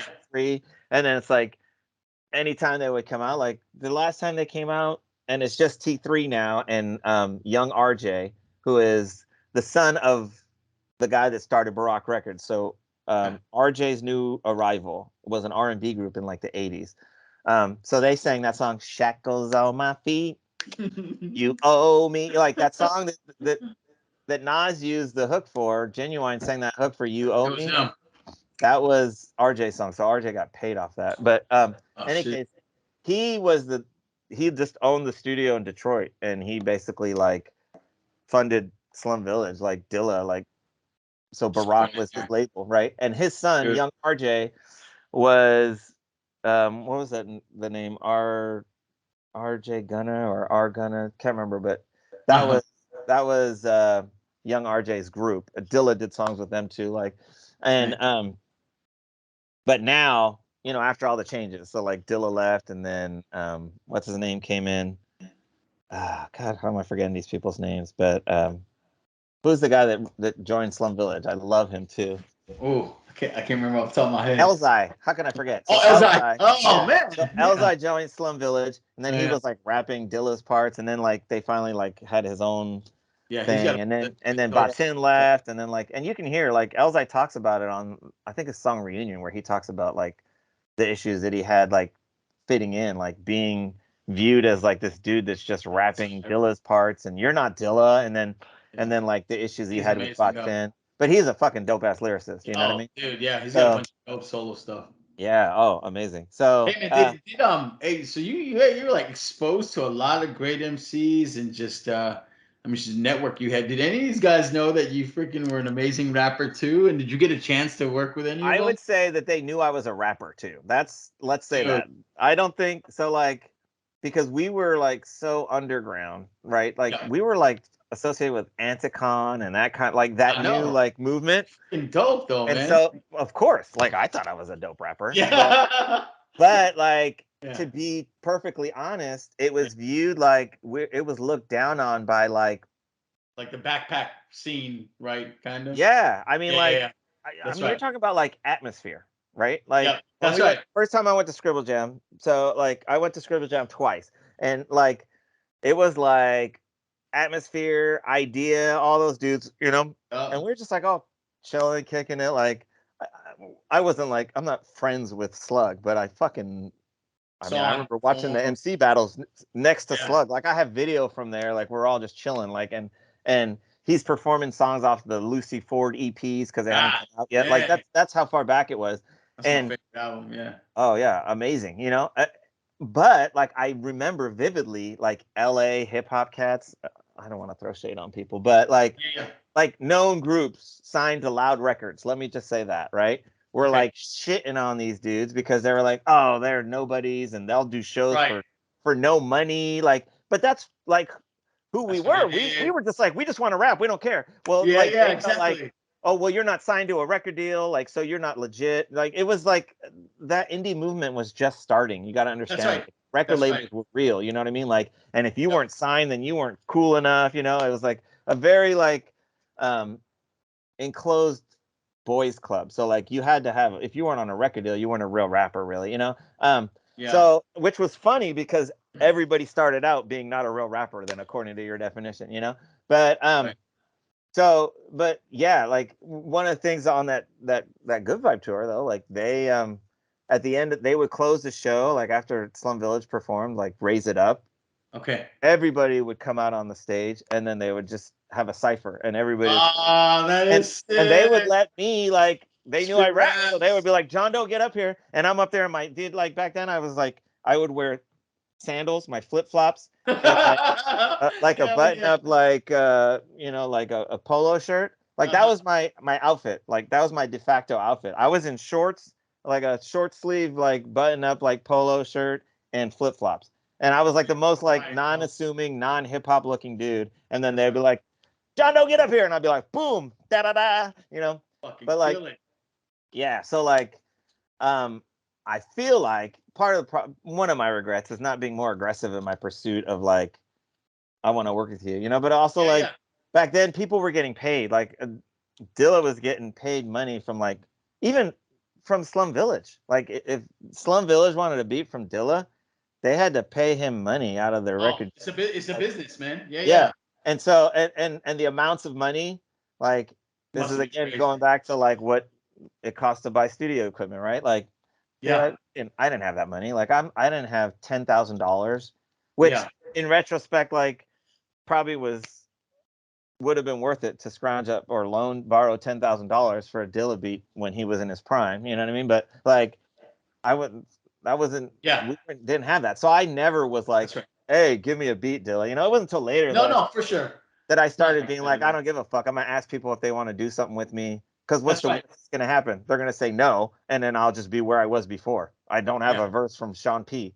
But if I hadn't hit up Sean P. and like, "Yo," like, you know, dude. it was like he was on SoundCloud or something. I was like, "Is this really Sean P? Like, dude, I fucking love your shit. Like, let's do something." And then he was like, "Yeah, it's Sean P." And I was like, "Yeah, right." And then Fuck. he's like, "Well, what's your number?" And I gave him my number, and he called me. He was like, "Yeah, I just want you to know it's really me." And I was like, "Holy fuck!" You know? Whoa, I mean, like, dude. That is so so man, that's how that's I awesome. and and that actually started when I like my KRS-One feature. Like I gave KRS-One a demo tape when he came through slow because I would open for all that was the other thing is when I was up here, I was opening for all the acts that would come through. Like I didn't care. Yeah. I'd be like, get me on this bill. So it's like DJ Quick, I'm opening for DJ Quick. Snoop Dogg, I'm opening for Snoop Dogg. You know, like Man. Hyro, whatever version of Hyro that's coming through, like it's Casual by himself, Pep Love, it's like three, souls. I'm opening for them, like Yep. just kind of probably how you were trying to do at the Catalyst. You were trying to get it Yep. like, That's let me get right. on, let me get on, Let me get on. Let me get on. So Yep. I'll perform for free. I don't give a fuck. You know what I mean? That's Like right. Same. Tribe Yep. Called Quest, I'm opening for Tribe Called Quest. Like and so like I got to open and perform with so many cats because of that. But like Karis came through and I was like I told you, he was my favorite rapper of all time. I was like, you are like a god to me. I gave him it was like bowing down to my idol, and I just said here's like a CD of some of my fucking joints. Like, Yep. I would love your thoughts on it. Like, I don't care. I didn't hear from the dude for like 9 months, bro. And then I remember I'm in class at Cal Poly because I had gone back to school like 10 years later. You know, I'm married with kids and I get a voicemail while I'm in my English literature class. I'm like, I go outside and I listen to it, and it's like, yo, this Karis One, and I'm going through tours, CDs from the tour, and I'm fucking listening to your shit, and I love it. Like, let's work together. And I was like, Oh man. oh, like, dude, Fuck at my school core, out of here. I'm a fucking fan, right? Like, and I am like unapologetic about that. And that was the other thing is like if you're around hip hop guys, there's like you can't tell someone that you're a fan. Like it's like frowned Fuck on. no. Like and I'm I a never fan, gave a man. fuck about that. I was just like, listen, I think your shit is dope. Like Yep. like it's frowned upon to tell somebody they're dope. And nowadays, like you look at it, they're like, well, we got to give everybody their flowers. It's like, well, why Yep. didn't you fucking tell them that you love their shit when they were alive? Because you're too busy trying to be cool and That's right. like, you know what I mean? And so I never had any compunctions about that. I was just like, your Yeah. shit is dope. I like your shit. Like, Yeah. I'm like still I like that today, man. I'm still. 100% because I feel like people deserve to know that, Yeah. Yeah. like I'm an MC and Yeah. bro, I do a show locally and some dudes came out and they were rapping White Collar Criminals lyrics from 2001 Yeah. and they were I wasn't performing that. I was just out there doing a show, and then they Yeah. fucking come up there and start rapping in my ear, and I'm like, the fuck? And they're like, yo, my older cousin played this CD for me in high school back in the day, and I just wanted you to know I love this shit. And it's like, you know, I don't have a huge fan base. You know what I mean? I'm not even Sankofa level. Like he's got a fan base. I mean, people know me, you know, they know who but like, John Doe is, man. yeah, but like to have random people come up to you and be like, you know, when Double Helix came out and that we had that song, Riddle of the Sphinx. Okay. Some dude will like hit me up like, this song saved me from killing myself. Like, Wow. and I was just like, you know, he's like I related to it so much, and it's like I'm that fan. Like I related to shit so much, and I want people to know that. So like I've always been open about telling people that I'm a fan, and oh, dude, and absolutely, man. That separation, because rappers want to be rappers, dude. They don't want to be fucking fans, and so like a lot of them, like, oh, you're a fan. Never mind. And I felt that, but I never took it personally because I was like, I don't give a fuck, dude. I'm participating in this culture that I love. You know what I mean? That's right. And so like, but it's weird. There is a very like strange thing about that. So like, yeah, some cats would never like give you like credit because if they're acknowledging you, like then they're saying, oh, you're on a level equal to me. But then that means that you're a nobody. Then what does that make me? And everybody's trying to blow themselves up, right? So it's like I mean, life, man, just in general, man. Yeah, I mean, like a group like the Alcoholics. Think about it. They started out like they were a small group, and they got put on, right? They got put on. What's his name? I think Tash is from like he's linked into. Is he Oakland? Oxnard, bro. He's 805, right? Yeah, and I mean that's kind of like so. Loot Pack was from Oxnard, so Loot Pack, Madlib. Like when I was doing my first shows back in the day, like I opened for House of Pain and Diggable Planets. Like when I was like, like when I was telling you those songs way back in like '92. And that was the other groups that were like doing shows in Santa Barbara and stuff like Loot Pack. Nobody knew who they were, and then Madlib goes on to be this huge producer and like links up with Dilla, like, and that's the other thing. So like bringing it back to like Stone's Throw, Pete, who is he owns Stone's Throw Records, right? He or no, his name Chris. Shit, am I giving the wrong name? Peanut Butter Wolf. Okay. Oh man. So he would always call Good Vibe, always call and be like, oh, I want to fucking do something with you guys. Like, blah, blah, I love what you're doing. Like, can't believe you got Slum Village. This is the kind of shit I want. And they were trying to get bigger. So they're Scott Storchin in videos when I was like, yo, you like this vinyl, this indie. There was like a Key Cool from Cosmonauts and Visionary. So Key Cool and Rhetmatic. Their first group was Cosmonauts, right? But his dad was like in the import business, and so he was like, that's how he got involved because they were doing like record imports to Japan and shit. And he was like, oh, this label in Japan wants to do a fucking Slum Village like EP project, and they were like, no, we don't want to do that. They were trying to blow up, and I was like, no, like think how amazing this is. Like they're gonna do like they want to do 3 variant record covers with a picture like Batin, Dilla, and T3. Each of them had their own cover, and I was like trying to sell it so hard, and it was like it didn't go through. But then like that's what Stone's Throw became, you know what I mean? Because Good Vibe tried to like go blow up, and then that sort of fell apart. They all went their own ways. But Stone's Throw basically was there and picked up those pieces, right? Because you think about it, like Madlib and Dilla then got to know each other, and then like they're putting out like Mad Villain and all this other stuff, and it's just like all those connections, and that timing was perfect for that sort of indie surge that was like the last thing that became like before the MP3 era, and then when the independent like record business sort of took a shit like the vinyl business, right? But all these groups that were like just on the cusp of that, like that's where it was from. But dude, man, I just thought your emceeing background too. Man, you brought up 2 good points, man. One, sure, emceeing background, man. I have to give you some credit, man. As I went through your entire catalog, man, Like, dude, you're a master of punchlines, man. That's a skill that not a lot of people not a lot of people have, right? You're Yeah. very good at setting it up and then delivering the punchline, which is what I really Oh, yeah. appreciate about you, man.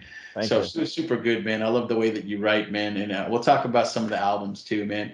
And what I Yeah. want you also to talk about right now, real quick, because I feel like this is part of John Doe's history, is your double helix era, man. Can you share some just some background on who Yeah, Spawn is and the albums that you put out, man, too, for because I sure. think that's a good point of your history, man. So Double Helix, an independent record. So this ties back. This was like I was getting ready to put out my first 12 inches John Doe, right? And it was this produced by Click the Super Latin, and I was like, this album, this is about to be it, you know? And then at that time, I had met Spontaneous, who was a rapper out of Toledo, Ohio, Yep. and Sankofa. At the time, he was in like North Mankato, Minnesota. He was going to college out there, um, and Casualty. That we all met in like online chat rooms, and I think you were in some of those. So like think about Yeah. like That's DVDs and the hip lands and all that shit. You hop remember? infinity, right? Yeah, Yeah. Hip Hop Infinity, right? So that was all part of that. So like before Hip Hop Infinity, there was like the lands, and then Yep. it was Nice. Seth Rose, and then there was Davey Yep. D's board. So Davey D, KPFK up in Oakland. He's a longtime radio DJ up there, but he had message boards, and I know you know this. Like we used to like type rhymes in chat That's rooms, right. you Battle know, online. I used to do and that. and so like and that was part of it is that we were like considered net Cs, net, you know, internet MCs. Like you're not a real rapper, you know, because like to be honest, like it's all these like long, like super long lyrics Intricate that, rhymes. Yeah. but but me, because I had been rapping, like always rapping, I always looked at my rhymes in that way. Like it was always like setting it up that I could spit my verse. So like parallelograms was like a verse from Uh-huh. um the chat rooms, you know.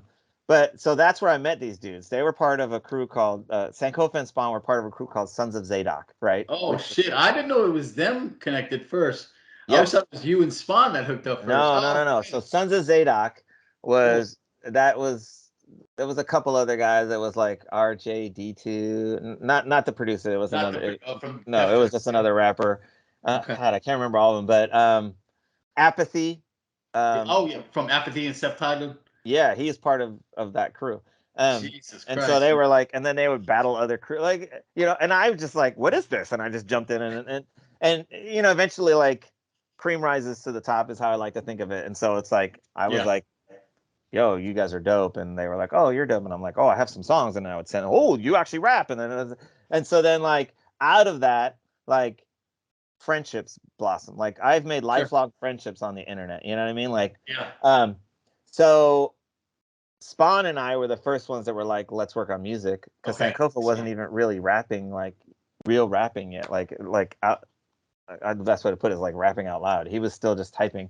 And I know in your interview with him, he talked you through how he like, you know, when he went to China, he was teaching in China, and then that's right. like I would send him like mixtapes, and he was communicating with Casualty, and came back and went to Sweden, and then hung out with Cash and did his first recording there. Yep. And then, but while that was happening, Spawn and I were working on Double Helix because he Sick. was like, he's like, I rap too. So he sent me some of his stuff. And then we were like, okay, I got like, let's do a project, you know? And so out of that, like Double Helix was born where like we were sending beats back and forth to each other and song concepts. And back then you had to fucking mail it. It wasn't like you could Yeah. Just email send out somebody email. music yet. Like it didn't exist, you know, like Yeah. some of the stuff that's made it so easy nowadays was like just is impossible. But like we built this album, then he was like, I'm moving to Cali, like we're gonna fucking make a label and we're gonna put all our shit out. And I was like, hell yeah, come live in my house. And he fucking packed the shit up and moved out here, dude. And then Sick. so we finished the album. I knew Click from before, so he produced Titanic, which was one of the songs that we're like Ah, really dude. famous for, Okay. that concept. And then we mixed it, and back did this is crazy. So I took the money I was going to put into the 12 inch. I still have so I still have the fucking acetate pressing of my 12 inch that I was going to put out because like to put out Oh, vinyl you had to go get it burned on this thing. It's called an acetate, and then they make the pressings off of that, you know. Um and then I still have all the stickers. 1,000 stickers printed with like that I was gonna put on the that I was indieing it up, and I took and shifted and said, now we're putting this Double Helix album out, you know. So I never put out my Master of the Flying Guillotine 12-inch, which was, man, I love that song. But I should just go press it because I still have the fucking stickers. I could just put them on the sleeves right now. They're just sitting in my shed. It's so sad. But in any case, we put that CD out. We got it mastered at it was like a real, I can't remember. It's right across the street from Universal Studios, but it was like, that's where like big record labels got like their stuff hit. Their stuff fucking out. It was like two mastering houses in LA, and this was one of the that did everything, bro. Like, you know, like when you're like mastered by Bob Powers at so and so, like that was the dude was like, oh yeah, I did, and he's like naming all these platinum albums on the wall, not hip hop even, like just like rock, like classic music in general. Yeah, you're like, holy shit. And we paid a shit ton of money to get it mastered because you couldn't you know, like now that's just in your laptop, but back then we were like, yeah, we're doing it legit. But in retrospect, like we could have put that CD out without paying all that extra money, but you know, like but yeah, we put it out. We I was just sending it to people that while I was working record label promotions and shit like that, you know. I'm a proud owner of one of those CDs, man.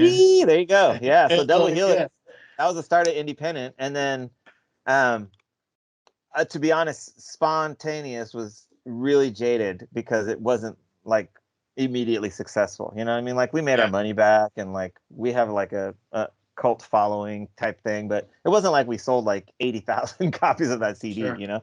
I still have copies. And he was dead set. He thought we were going to blow up and like make a living off hip hop, you know. And I think I never dreamt big enough or I never deluded myself into thinking that my product was going to be like that next shit.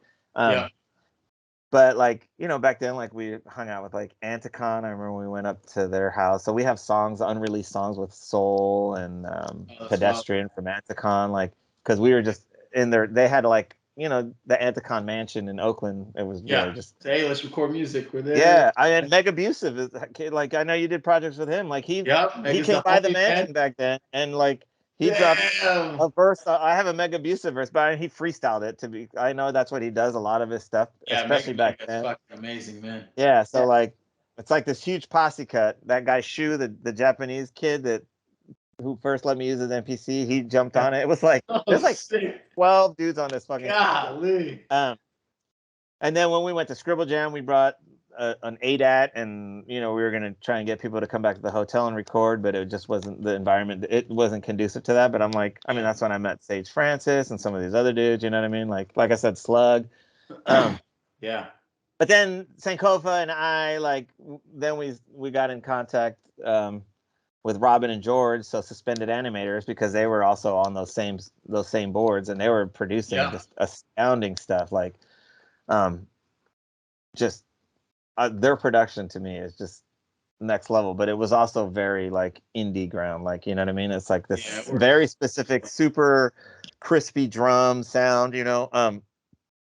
And they did SA2 with Sankofa, and then we were like, we're gonna do a whole album. And we drove up to Santa Cruz and we stayed at Robin's house and we wrote that White Collar Criminals album. And we wrote and recorded that album in a week, just fucking hanging around.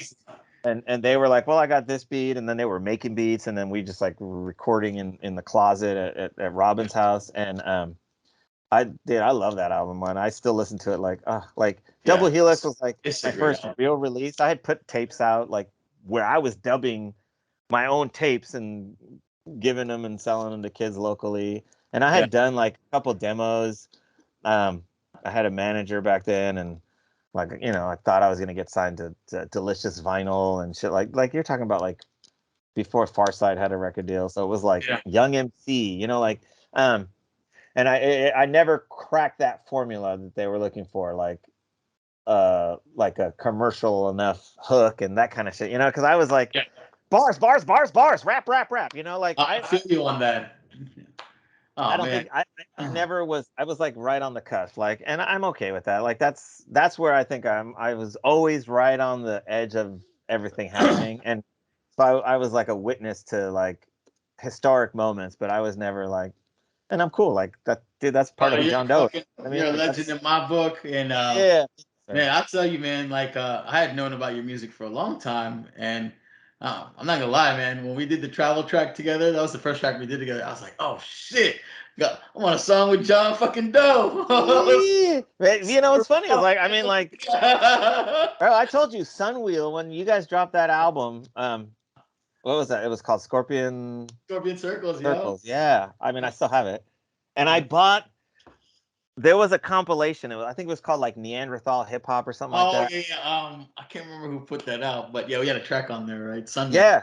You had Sunwheel on there. And I wanted to play that song on my radio show. And I only play vinyl, dude. I was like, vinyl only. You know, like after the Nappy Dugout, when that show ended, I had to like I called it the family show because my wife was like, you can't have a show called the Pussy. So and then so then it was just called the family show, like sort of in a reaction to her, you know. And Yeah, then after that, I changed it and it was called Milk Crates for Days. And I was like, I'm only playing vinyl, like because yeah, digital DJing had started, and I was like, that's nah, right. fuck that, you know, Yeah, only yeah, vinyl. yeah, yeah. And so like, but part of like, I mean, that's why I bought that compilation because I wanted to play Sunwheel. So like you say like, oh John Doe, like I know you're dope, but like I knew your shit, and I thought that song, just that song alone was like amazing. Like I thought Man, it thank was you, the man. production and just the way you guys were rapping on it. Like there was some songs that came out of that hip hop infinity era, you Yeah, know, and that like there was a lot of people rapping and some of it was just like mediocre, but then there was like pieces where I was like, this shit is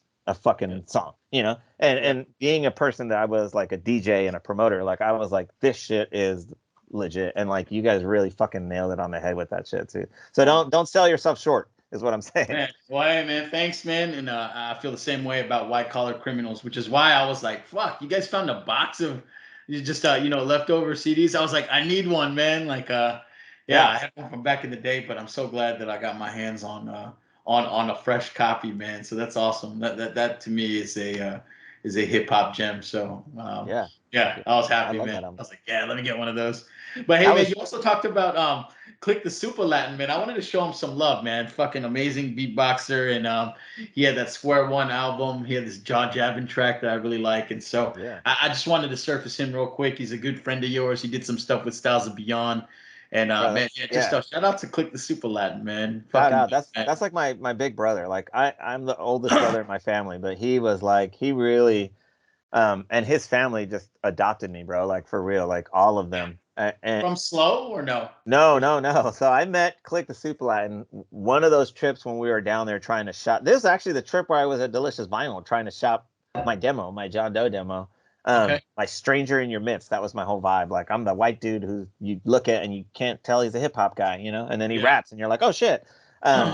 But we went to Mike Nardone's show, which was it was a college radio on Loyola Marymount, but it was like it was positioned in LA so everybody could listen to the show. So like Yeah. it was called the Fly ID show. So shout out to like Rob One and some of those cats that used to hang out on that show. Um, Yeah. but they were called the Fly ID show. Like their whole thing was like, hey, any rappers in LA, like drop a shout out. So then they would get all these because they were in LA, But they would play dope music. So we were like, oh, we got to go to Mike Nardone's show, and I was like, all right, let's go down there. And then Click was there promoting like his Yeah. tape that he was trying to put out because he's been putting out music forever. Like he had a record called AMW, and there it's like him and his DJ mix, and they're like in these big like airbrush jackets with like Aztec logos all over them and shit like that. And Nice. then he was like doing like a Christian rap thing, so it was like Funky Gray Matter, and that's what he was promoting back then. Yeah. And Was he part of Super Regular? Was that no? no, no, no. So he I was have on some Wild West. wax. He was Okay, on Wild West. I So do have some so records with him on it. Yeah.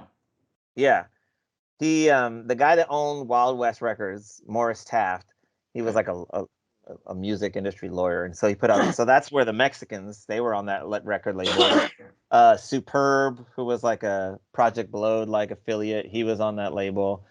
I'm missing one other person. Oh yeah, the Nonce. The Nonce were on that label. Oh shit. Dope. So mixtapes and Yeah. bus stops, yeah. And Click was on that label. And Uh, Click was basically like he had the studio equipment, so he was like, that's where all these cats would go record. But anyway, he was like, you know, I met him, and I was just like the same as always. Oh, I like your shit. I'm just trying to get my rhyme on. And he was like, oh, well, I make beats. And then so it was like, he ended up being like, yeah, let's like, I'll make some beats for you. And then like, he's a dope producer, first of all. Like, I love his shit. So I was like, yeah. And so then he actually redid some of the beats that I had done with that other guy that I was telling you about, Mastermind AZ Rocks, where, because his drums hit way, way harder. Like he had boom bap drums. Like, and so it was like, with AZ Rocks, like I would find sample. We were making beats together. I would be like, "Oh, I found this record. I want to use this," and then he would make it, you know, because he can loop shit. And so then I just took all the samples, and then was like, "Here's the samples that I used for these beats," and then he remade, fucking like reorchestrated them. Yeah, and made him like doper. Even AZ Rocks, when he heard him, he's like, "Yeah, this guy's way better than me." Like, this one's, you know. Oh man. So, but then he also like I made new songs with him, and then I ended up like, you know, it's been turned into a, like, when you go to their house, like, shout out to Lisa, like, she is like, you know, you want some food? Like, here's like family. Yeah. I mean, I would just stay in their guest room when I would go to LA to record music, you know what I mean? And it was like, and I like that relationship never died. Like when I first met him, his son, little Anthony, so he was always family oriented, and he would go and like he had opened for that, like he was the Alcoholics opening act, and you know, do, you know, because of his beatboxing, like he went to the B-Boy Summit in Paris and just beatboxed, you know, because he's an amazing beat. Like, honestly, I consider him like everybody talks about Rozelle and Scratch, and like Click is like on the Mount Rushmore of beatboxers to me. Like, absolutely. Like, 100%. And even Rozelle is like, you know, at Click's 50th birthday party, Rozelle came and performed and was like, yeah, you're always telling me that I'm dope, but I was, as a beatboxer, aware, like they knew each other, you know, it was like East Coast, West Coast, but like, you know, it's a very like slim like crowd, like, so you know, like, so you know, so he would go perform at Rocksteady and do shit like that, and he would always bring his son Anthony. And when I met Anthony, he was 6, bro, and he was rapping on Click, would have him rap on his songs. He would have songs that was like part of like the thing, like the crowd was like, oh shit, this kid, and then they would break dance and shit like that. So it was like an amazing family thing where Click would be like, yeah, I beatbox, I also rap, here's my son though, and then Anthony and him would do back and forth shit, and the crowd would go crazy, bro, because he's like a kid like rapping and breakdancing. And I talk about him that way, like little Anthony, but he's a fully grown man with kids. He's Tech the Super Lad now. He's got his own rap career going. He like, so shout out to Tech. But yeah, it's like weird. I'm like his uncle, you know. And then, but yeah, on that Square One, I was on that record. I was on the Posse Cut back to back with 2 men. Shit, I gotta go back and listen to it. Yeah, I start that joint off because Click was like, because the other thing is like he was always like family oriented, and I was always like, I do the same thing to Sankofa. Yeah, that's right. I was about to say the same thing. Sankofa's like, I never curse, and then I'm like, well, in that case, let me make up for you. You know, fuck, dick, shit, piss, cunt. You know, like, and yeah, it's like a badge of honor. But like, I think my verse for that one, I was like, on a sunny day in '72, Ma's water broke. From the pussy came smoke as I spoke. I ain't no joke. Fuck the world with the rusty chainsaw. That's how you know that remains raw. You know, like, and I was like, and they were like, yeah, thanks for giving me a fucking parental advisory sticker from your 8 bars, John Doe. You know, you earned it. Hey, that's what I love about you, though, man. I love the element of surprise, and I totally got that too. I was like, oh, he does that to Sankofa all the time, on purpose. So, yeah. No, I love it, man. Is Click still doing music or no? He's he just, I mean, he put out like 2-3 albums on Wild West. Then he like went, he was blowing up. He was a personality on Power 106 and doing all the shit in LA and sponsored by all the Adidas and all the stuff. And they had some things, and he basically had to go like find himself again, and like went way back into his like Christian rap roots, and then he Okay. put a whole album that was all Christian and Yep. family. I mean, it was still dope. He has a couple songs on there that are some of my favorite songs that he does. Yep. And then since then he um is putting out a new album that he just started working on called The Fifth Floor, El Quinto Piso, because he's the super Latin.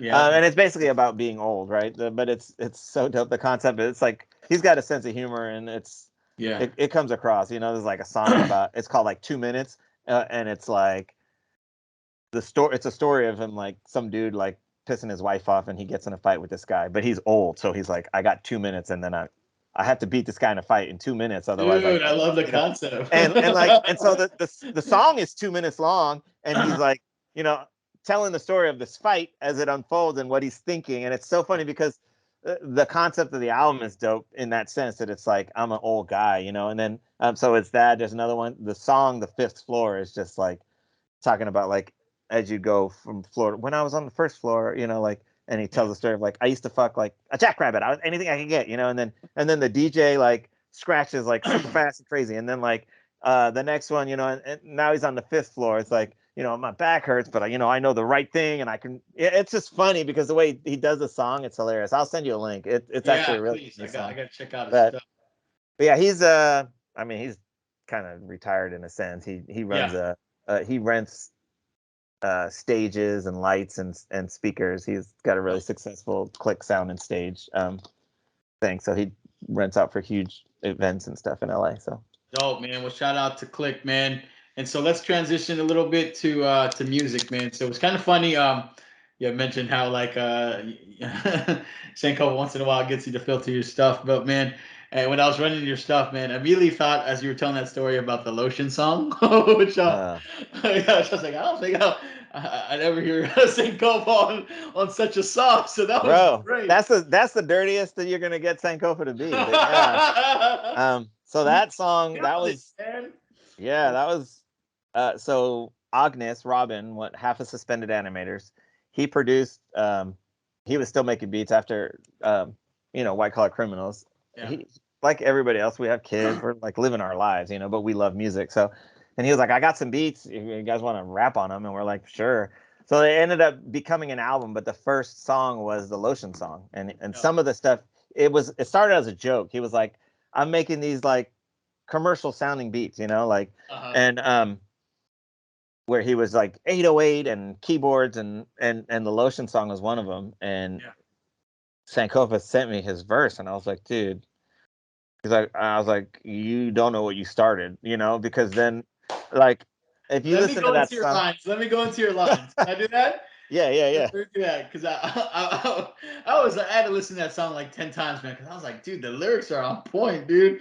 So hey, you mentioned I love that Fu Manchu style on your clam beard. I'll yes, be your Bill Lambier if you let me because I'm ugly and play and I dirty. and I play dirty. Yeah, and the Tasmanian sex devil reference, and this is my favorite line, man.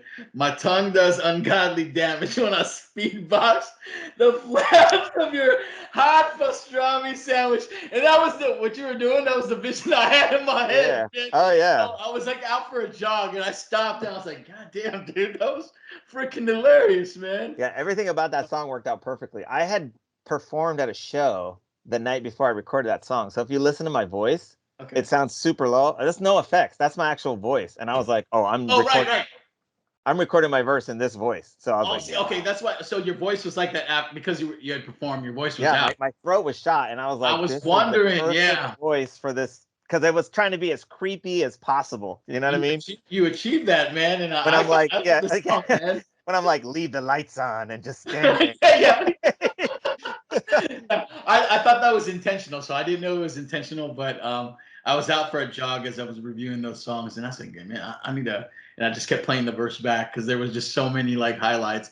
So as I was jogging, I was like typing notes as I was putting stuff together for this interview. Oh yeah, man. This I, freaking song was awesome, man.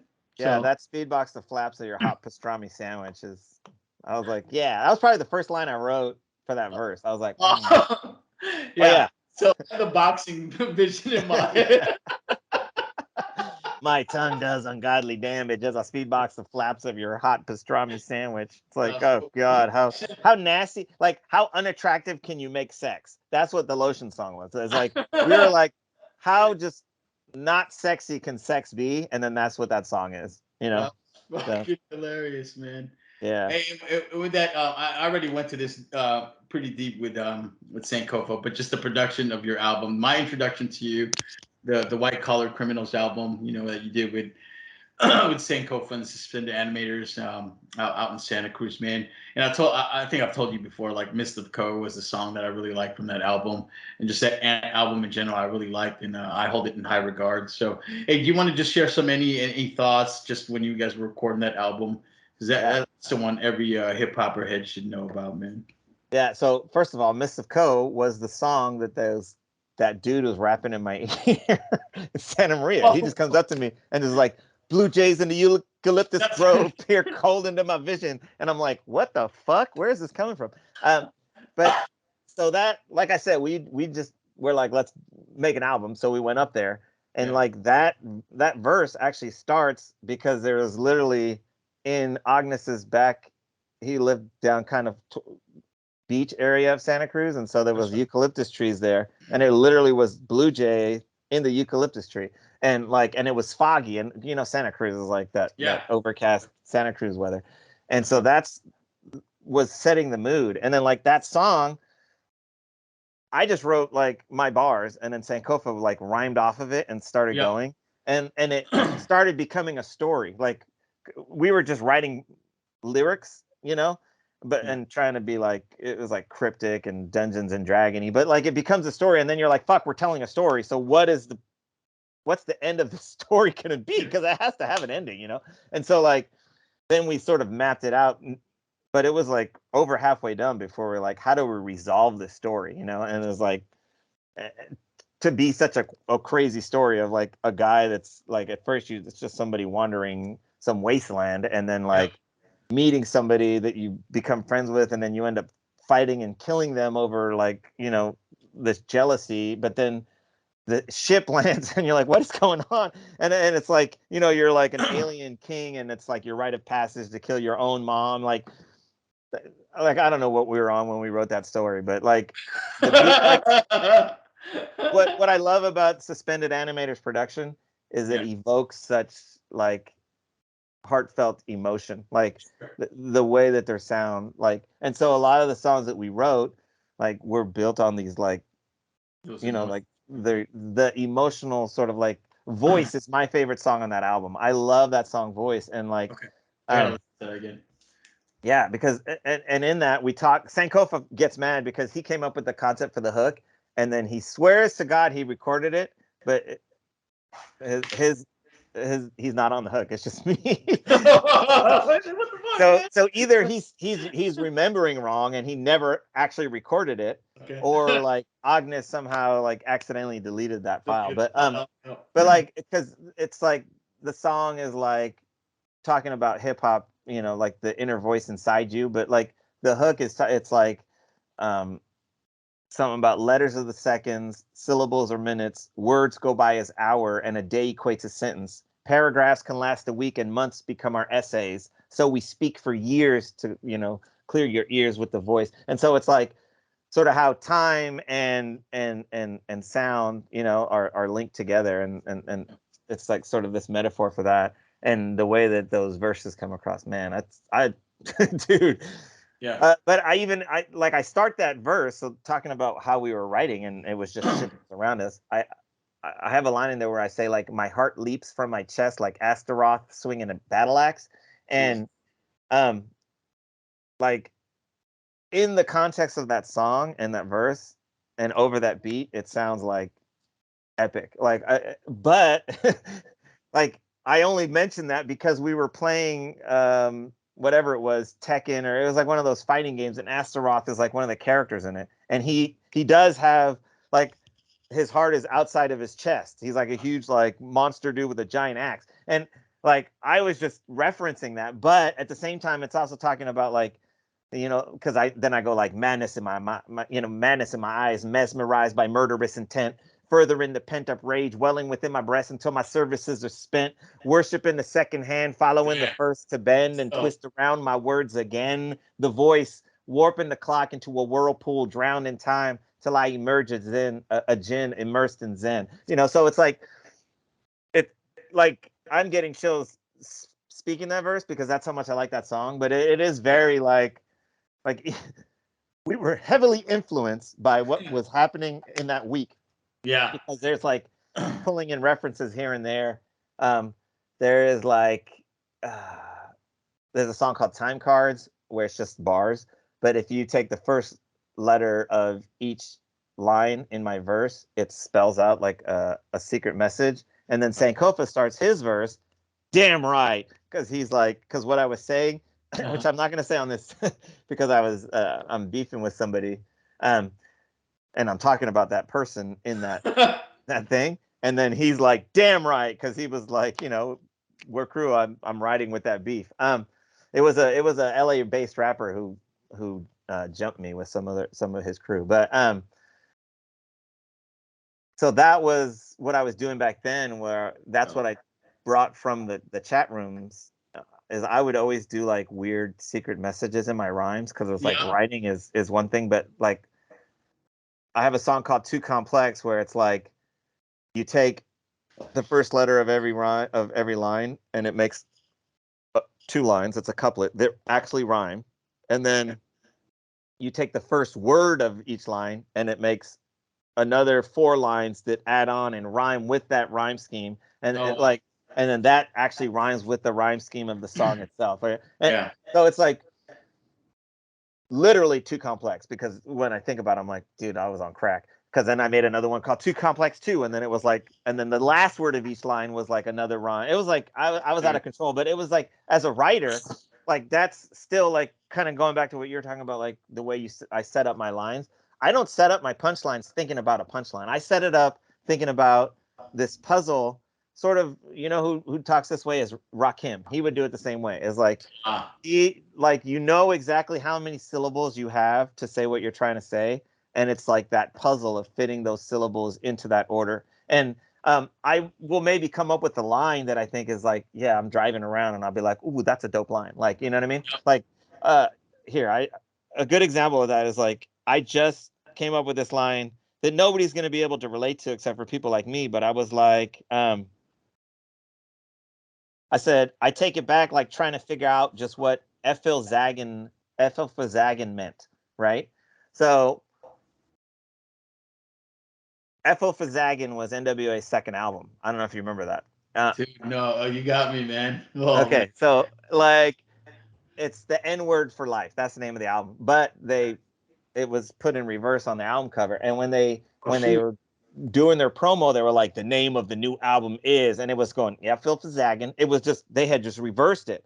And but back then you were like, what are they saying? What is that? What does that mean? What is that? And so like, because I was thinking of that album, I thought of that line. And then I went and built another like 4 lines that rhyme with like, dude, FL for Zaggin meant, so everything is like multisyllabic rhyme off of that. Because who the hell is ever going to come up with FL for Zaggin meant? That's the word. But then it's like, right. So it's like, but that's how I write my rhymes. It's like, I'll maybe come up with a line and then I'll build stuff around it, Hey, that reminds me of your I was gonna say this for later, but this is an appropriate time to drop it. Is the Alphabet Soup song, man? Dude, that's a challenge. That was pretty. I was like, dude. I mean, that's where you use like each line went through every letter of the alphabet in chronological order, in right? order, yeah. So like everybody's got their alphabet songs, Alphabet Aerobics. That's right. And Audible Angels, and I think Master P has one song called Alphabet Soup or something. I can't remember. I think it's the same name, but where you're writing a or whatever. And I was like, well, how can I do that? But it's a challenge for me. Harder. I want it to be harder. I already had songs where I was like MC, and every line was like MMM and then CCC, because I'm an MC, and I was like, no, let me do the alphabet writing style, but it's my own twist, and nobody's done it. So like I'll tell you, it's hard as fuck. But yes, so I take the alphabet in order, A, B, C, D, E, and every word is starts with that alphabet word, and I go through the alphabet. I think I go through it like 13 times Yeah, a without lot. repeating a word. So I was A also lot. like, I can never use the same word twice. You know what I mean? And so Yep. I'm just, so it's like a challenge. And that's how I look at it. I'm like, how do I Yeah. challenge myself? Because I know I can rap. Like, it's not that hard. I could fucking freestyle my ass off for days. But what's That's the right. challenge as a writer, you know, and still make it good and still make it dope? So I do that to myself, like as an inner challenge. Sometimes I don't even tell people, you know, but that song, yeah, Yeah, I that, caught it all the way, man. that's one That of my was favorite songs. I love it. Yeah. yeah, And yeah, and I always wonder too, right? You know, like Papoose has one that I really like. I think he calls it Alphabetic Slaughter. Black Alicious you mentioned too, and then Audible Angels by 2Mix. And so I always think like, how can you flip that, man? And that's always been one of the concepts that like at some point I'll get to, man. And then I heard that song and I was like, dude, man, of course, man. I'll A take it. through Z, man. A Yeah. through Z. I So wish people would hear it. So that's like, I've never put it out. Like, that's where Sankofa and I are like so perfect for each other in the sense that like, we offset each other in so many ways. You know, yeah, he's like this gruff compliments well. baritone, just like Bob, Bob, like he's like barreling down the track, and you're like, ah. And then I'm literally the guy that's running alongside him, laughing and throwing rocks at you. You know, like, Yeah. and that's our vocal styles. Like, you know, like I am all over the place. I sing songy, like I change my inflection and my tone, and I'm also Yep. irreverent. I'm dirty where he's not, you know. And then, but it's also like that was, you know, Crash was that. Crash was that's the White Collar Criminal song. Yep. Crash was the representation of us as a musical duo and how different our personalities are, because even as a person, he is very much like stoic and you know like I am not doing anything. Like at the time he was like living on my couch and eating potatoes. He had worked for a year to save up money and then was like, I'm not going to work, I'm just going to live in LA and we're going to make music. and Oh and man. I was like a promoter, like working crazy jobs because I was working at Good Vibe, but I also had another job, and I was like, yeah, hyper energy, and he's just like, yeah, man, you know, like he's a kindergarten teacher for a reason, like, yes. Yeah. And so Crash is a story rap, which in every one of our story raps somebody dies, but in Crash it was like Yeah. Sankofa's day and my day. And I love the mix, it man. was the way that Agnes made that beat, which is what made us go, this is a good representation. Like there's a very like mellow, like steady beat, and then there's like a kind of like a crazy version. And we were like, do it back and forth over and over, and that'll be Sankofa rapping about himself, and this will be me rapping about myself. And then the story, of course, at the end, because I'm not paying attention, I've got 80,000 things going on, I end up running him over in our driveway, you know, because we're both going home. And then, so the song is called Crash, but it's also like the way that our personalities kind of crash and meld together so well. That purple Um, crack. Oh, dope, man. yeah, so Hey, the next album I wanted to touch on was your Silversmiths album, The Algol Paradox, that Agnes produced in 2010. What was that album recorded in Santa Cruz, or was the White Collar no, Criminals the only one that you produced in Santa Cruz? that was the only one that we did like in person. So the Algol Paradox, which the Lotion song is actually the lead single off of that album. That was done just at our respective houses. So that's the project where that started out with Agnes sending those beats, Okay. just saying I've been fucking around making beats, and then sending us some. And at the time, like I was saying, those were a lot of like sort of computerized sounding 808, like rather like a deviation from his sample live instrumentation sound that he did so well. He was just kind of like, oh, I'm just fucking around. So here's some stuff I've been doing.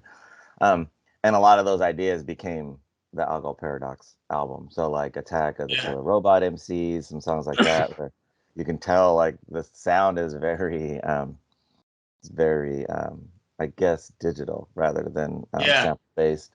Um, so that's what that album was. And we were concurrently actually recording that album at the same time as we were recording A Tandem of Giants, Oh, because so we put which was entirely produced by Agent Orange AO from a group called Wordsmith, which I don't know if you remember them, but they were also part of that same online community.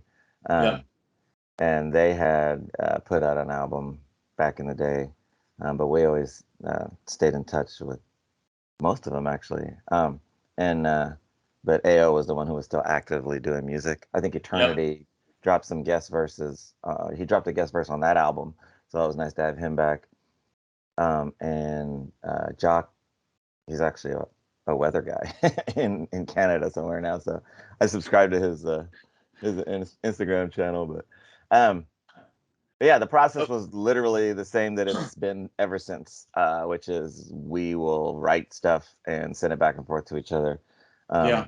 Various ways, just all chats or emails or, just there's threads all over the place. Or one of us will come up with an idea and have a whole song written. But really, it is like, I mean, the same process that we've been doing with the action figure 4, right? Is like, Yep. Absolutely. is just here's an idea, cool. Here's the beats. This is the batch, and let's just start working. And honestly, that's how I've been working with pretty much everybody. Like, so Yeah. Same. any other projects that might exist that we talk about today, I probably work the same way. Like where Yeah. I get a batch of beats from somebody, or somebody is continually feeding beats, um, and then you just write. And if there's Wrote it another down. MC, you collaborate that way, the same way that we've done with the few songs we've already done together, as well as the Yep. ones that are coming down the pipeline. So Yeah, man. I really like that album too, man. And it's funny you mentioned like that digital sound for that album because the standout track for me on that album was that Cheat Codes Part One song, which had the contra intro and then the yeah, solo track. I think you were doing like the Infinity Lives code, yeah, or at the end, yeah, yeah, yeah. And at the end, it was like, I got it this time, which yeah. I fucked that up lots of times, man, growing up. So Who that was didn't, dope, right? man. And Yeah, yeah, Facebooking with Maharaja was a dope track, man. yeah. And Uh, that one was a Facebook chat that we were just like, well, let's just use this Facebook chat. That's why it's called Facebooking with the Maharaja, because the beat has that, like, Indian sound, and then we literally wrote that yeah, uh, on man, Facebook. it was crazy too. As I was going through all these albums and you were sharing me these links, and I'm guilty of this too, man. I'm working on trying to get better at it, but it's trying to centralize all my music into one site. And you got like I didn't realize like I knew you had a lot of music, and I've been exposed to it, listened to a lot of stuff, man. But I mean, you introduced me to even a lot of stuff that I didn't know about, and that was pretty mind blowing, man. So man, I hope one day it all gets to one location, man. So that's a gold mine of music, man. You got a It's massive catalog, man. right here, baby. Oh, yeah. It is one place. It's right in here.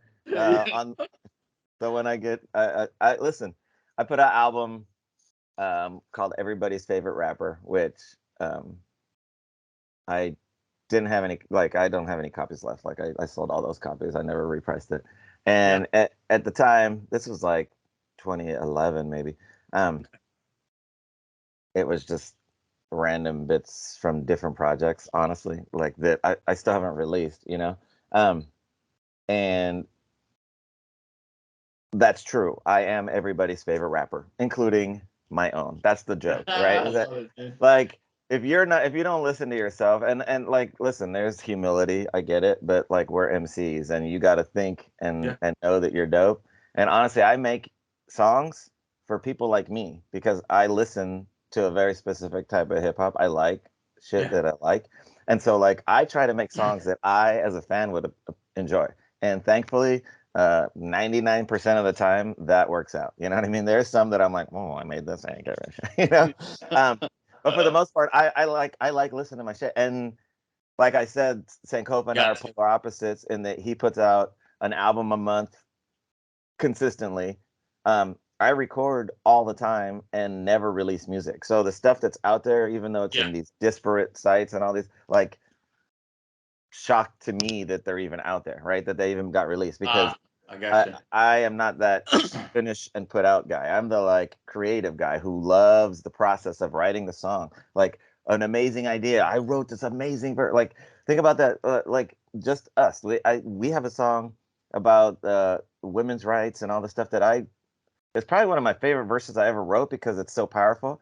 I Yeah, still have yet to record it. Like, what is the, like, there's some blocker, and that blocker is my ADHD. Like, why yeah. don't you just put it down and get it out, So that's why I laugh at the joke that, yeah, I probably have like 900 songs of my own on this Man, phone. that's Like, crazy. and to be honest, the majority of them have not been released. I have full Yeah. albums that are just sitting there, some Yeah. in like waiting to be mixed down, some like uh, one of those folders I sent you that was just John Doe joints. Like those are all from projects that like whatever, they're not they're just sitting there. They're And hot. so it's like uh it is what it is. Again, it's one of those things Yeah. that I've accepted about myself and my Sure. music, right? Like I know who I am. Like I am the creative personality who loves the process, and I'm really happy with the songs that I create. And yeah, of Yeah. course, like anybody, I would love for people to hear it, but Yeah. like I'm also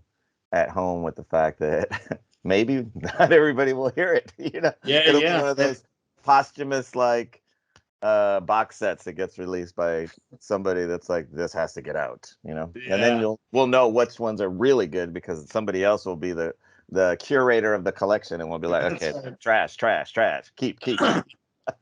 Well, I speak that from a fan perspective, and I've always been a big fan of John Doe, and so everybody's favorite rapper, man. Which reminds me, as I look at the logo on your hat, man, that's it right there, man. Love yourself, right? That's Yeah, so dope. that's it. I love that. Well, cool, man. Hey, so moving on, man.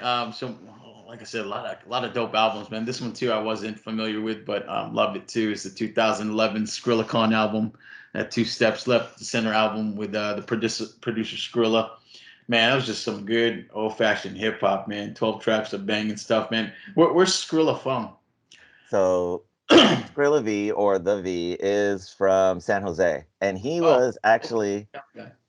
one of my very first rhyme partners. So when I was talking about I had a posse and all these people that I would write raps for, he was one of the few that was like, I want to rap and wrote his own rhymes.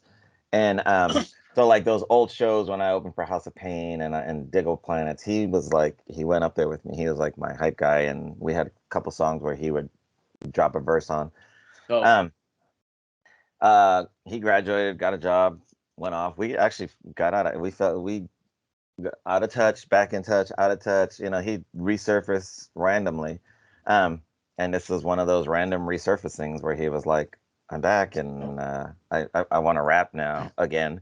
And so let's do something. I was like, well, of course, I'd love to. Like, sure, let's do something. So that's what that project was. So yeah. um, the producers on there, he didn't produce, he's not a producer, he's just another MC. And Oh, okay. he's the one that collected mostly all those beats. And this was See. me like being more out of the loop. Like this is me just going, hey, sure, send me whatever, and I'll write something. And and eventually you reached a point where it was like, oh, dude, we got what 12 Ready for songs, an let's album. put them out, right? Yep. Um, because I was always focused on my other shit. I had Massacre going on, Silversmiths, my own stuff, and but I was like, yes, whatever you want to do, like I'm down because it's fun, Yeah. And so a lot of that stuff, to be quite honest, and shout out to V. Um, he was going for a sound like if you'll hear some of the songs on there, like One Arm Critical Beatdown and the what's the one about Gotta Get That Money, man. Like he was like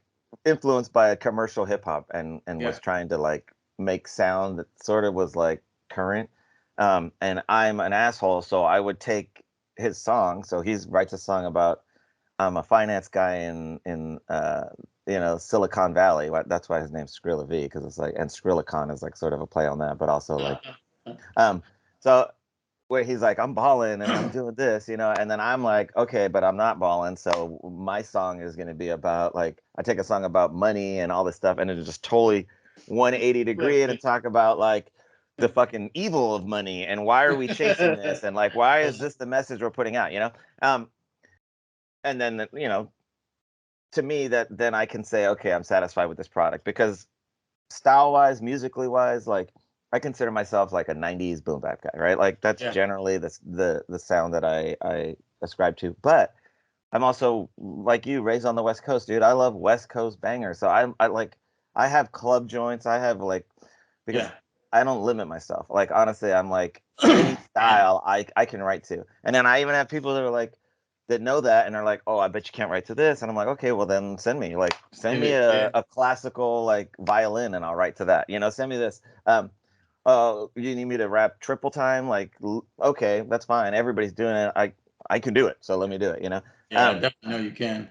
And so that was like part of the fun of working with somebody like V, because Yeah. he had like some songs, like several levels of malevolence, and it was like um that was a challenge for me to write, because then it's more about like flipping syllables, several levels of malevolence again, the denizens are proven to the whatever, the denizens of hell is sent, and then but then I can make all these cool, like, but this night got flow like red or white with a pro transform, tight with a little bit like, like, so then I can Yeah. mess around with the delivery, and then make something that I like. If I look at it artistically, I can say, well, I'm happy with that, how that turned out, even if like, to be honest, like V is at a different level than where I'm at, like as an MC, like Yeah. me and Sankofa and I, like, we're, we rap all the time and he doesn't, and so I recognize that, and I try to guide him, give him, like, say, hey, like, write this style, or that worked, or this didn't work.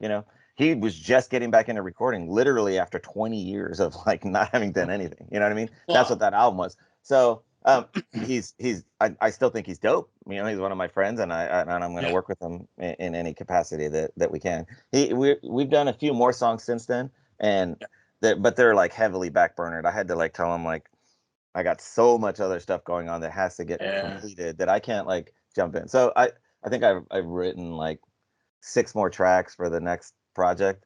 Um, Wow. and some of them are super dope. And but I told him, like, I had to be honest, like, I have a finite number of hours in which I can do Yeah. my Yeah. passion projects. So that one's going to have to hold. And, I got action figures of speech I got to work on. Yeah. Yeah, I know, dude. I know. I'll bring that up later, man. I mean, I still got to take a picture in my underwear, like in my choninos, from I all angles. can't wait to see the figure on that one, man. Uh, well, hey, man.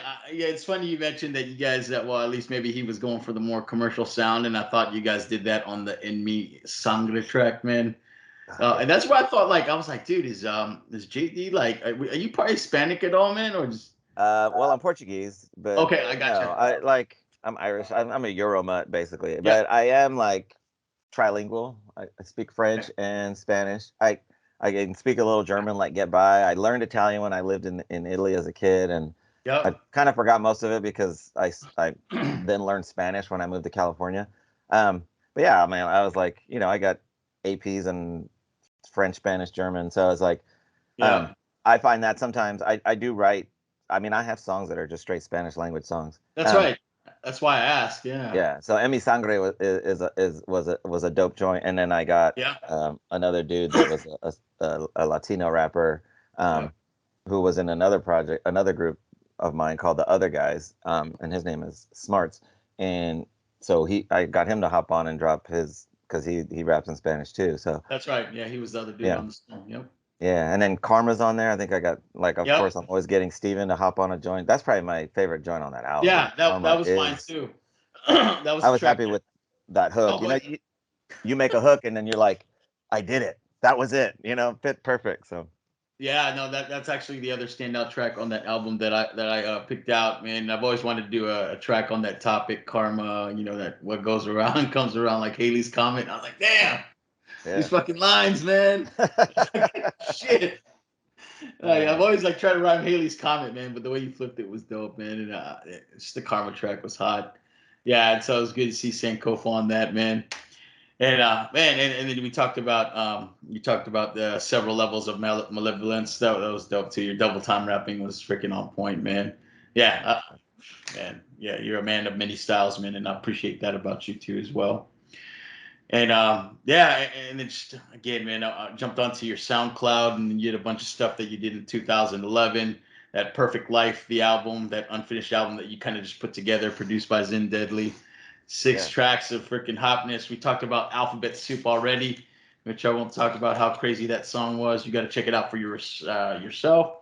But that backwards track, man, was and that was a reminder of how big of a hip hop fan you were. That good references to Tribe Called Quest. That Oh you yeah. on point, Tom. Yeah. Yeah, I mean, that beat was so like Tribe Called Quest to me that I was like, dude, it was, I'm hitting man. this.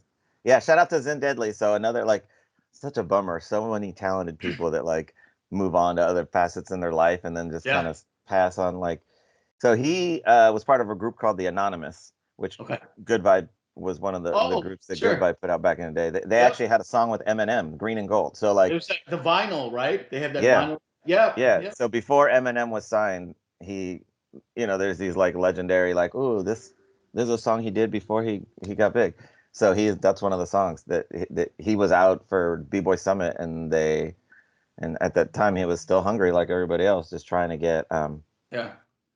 sessions, and they were like, yeah, let's do this song. So they did that joint. They also had like because they knew like so DJ Mark Love, who is like a mainstay in LA underground hip hop. He was like Farside's tour DJ forever. He his brother is the main rapper in the Anonymous.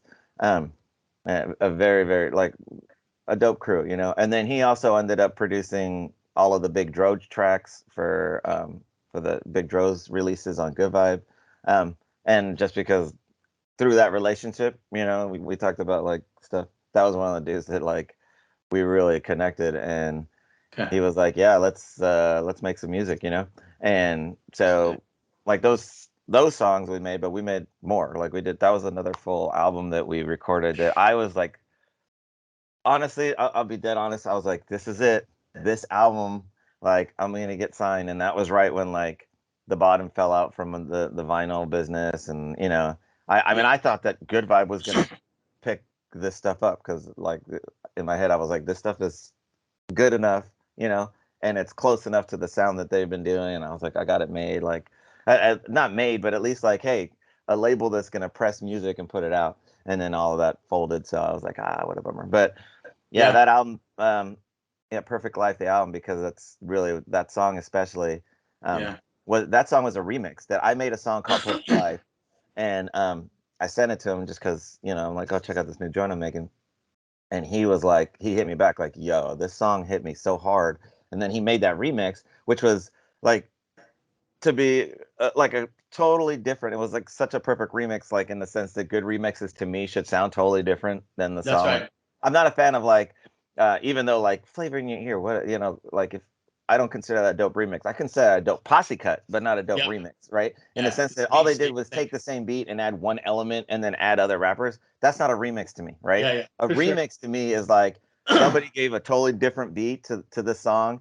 The artist sometimes will even like drop new verses on it, so it's like so it sounds like a totally different song, even though it's this basically the same song, right? So I was super happy with that song because that song there's at the time spoke to me where I was, right? Like that made like perfect life equals fantasy, right? Wake the fuck up and smell the shit we knee deep in, do something, change thing, affect a better future, you know, Yep. uh, look at how you're living and improve our tomorrow. So like that was like sort of the rallying cry, but also that song itself talks about like where I was in my life, like not happy with everything, but like trying to like struggle, like where we all are probably all the time in our lives, right? And being able to acknowledge that, like, yo, you're not gonna have a perfect life. There is no such thing. But recognizing that, accepting that, like making Zen or whatever you want to do about it, but like owning that makes it the perfect life because then you know that you're not striving for an ideal or some achievement or that you might never get. And if like I hang my hat on, oh, I want to buy a huge house or I want to do like, then I'll never be happy, right? And though some people call that motivation, I don't. I call that like chasing something that's gonna ultimately lead to disappointment. I think you should still have goals, don't get me wrong, but these uh lofty aspirations or these expectations put on us by society or by our family or whatever, like don't worry about it. Like, dude, just chill in the moment Do and your and thing. own where you're at. And that's what Perfect Life really was about. And that song like Yeah. really spoke to me. I think I have probably like 3 songs that if I had to like pick and be like this song, right? It's my That song. that Yeah. is literally that's one of them. Um, Yeah. so yeah. Yeah, that song was also a standout track that I picked out. I heard the hook "Perfect Life equals fantasy." That also reminded me just how good of a hook writer you are, man. I was like just blown away with that too. So I really appreciate the time and effort you put into hooks. and then just that album too, man. Diamonds. Oh, Yeah. man, you're just very Yeah. See, give charismatic. me a call and I'll give you back a diamond from the pressure that I'm living under every time I'm around. Like, Yeah, dude, I'm telling you, I love that album. Like, yeah, Diamonds, like you said, backwards, check one, two. Obviously, Alphabet Soup was like the challenge. So I was like super happy with that one. Um, yeah, man. I don't even. There's other ones on there that man, you got to hear some of them that I didn't put on that folder because I was like, oh, I'm not happy with this one. Mm, Sankofa's on a joint, on yeah, that one too. yeah, Um, with Big Dro, which was cool because I've always like loved Big Dro. Um, yeah. and I knew Sankofa liked Big Dro, so that's one of the things that I do. Like, shh, don't tell him. I secretly will like be like, oh, he likes this person, but he's never gonna be the guy to reach out or do something with That's somebody. So right. then I'll like be like, like That's one day, dope.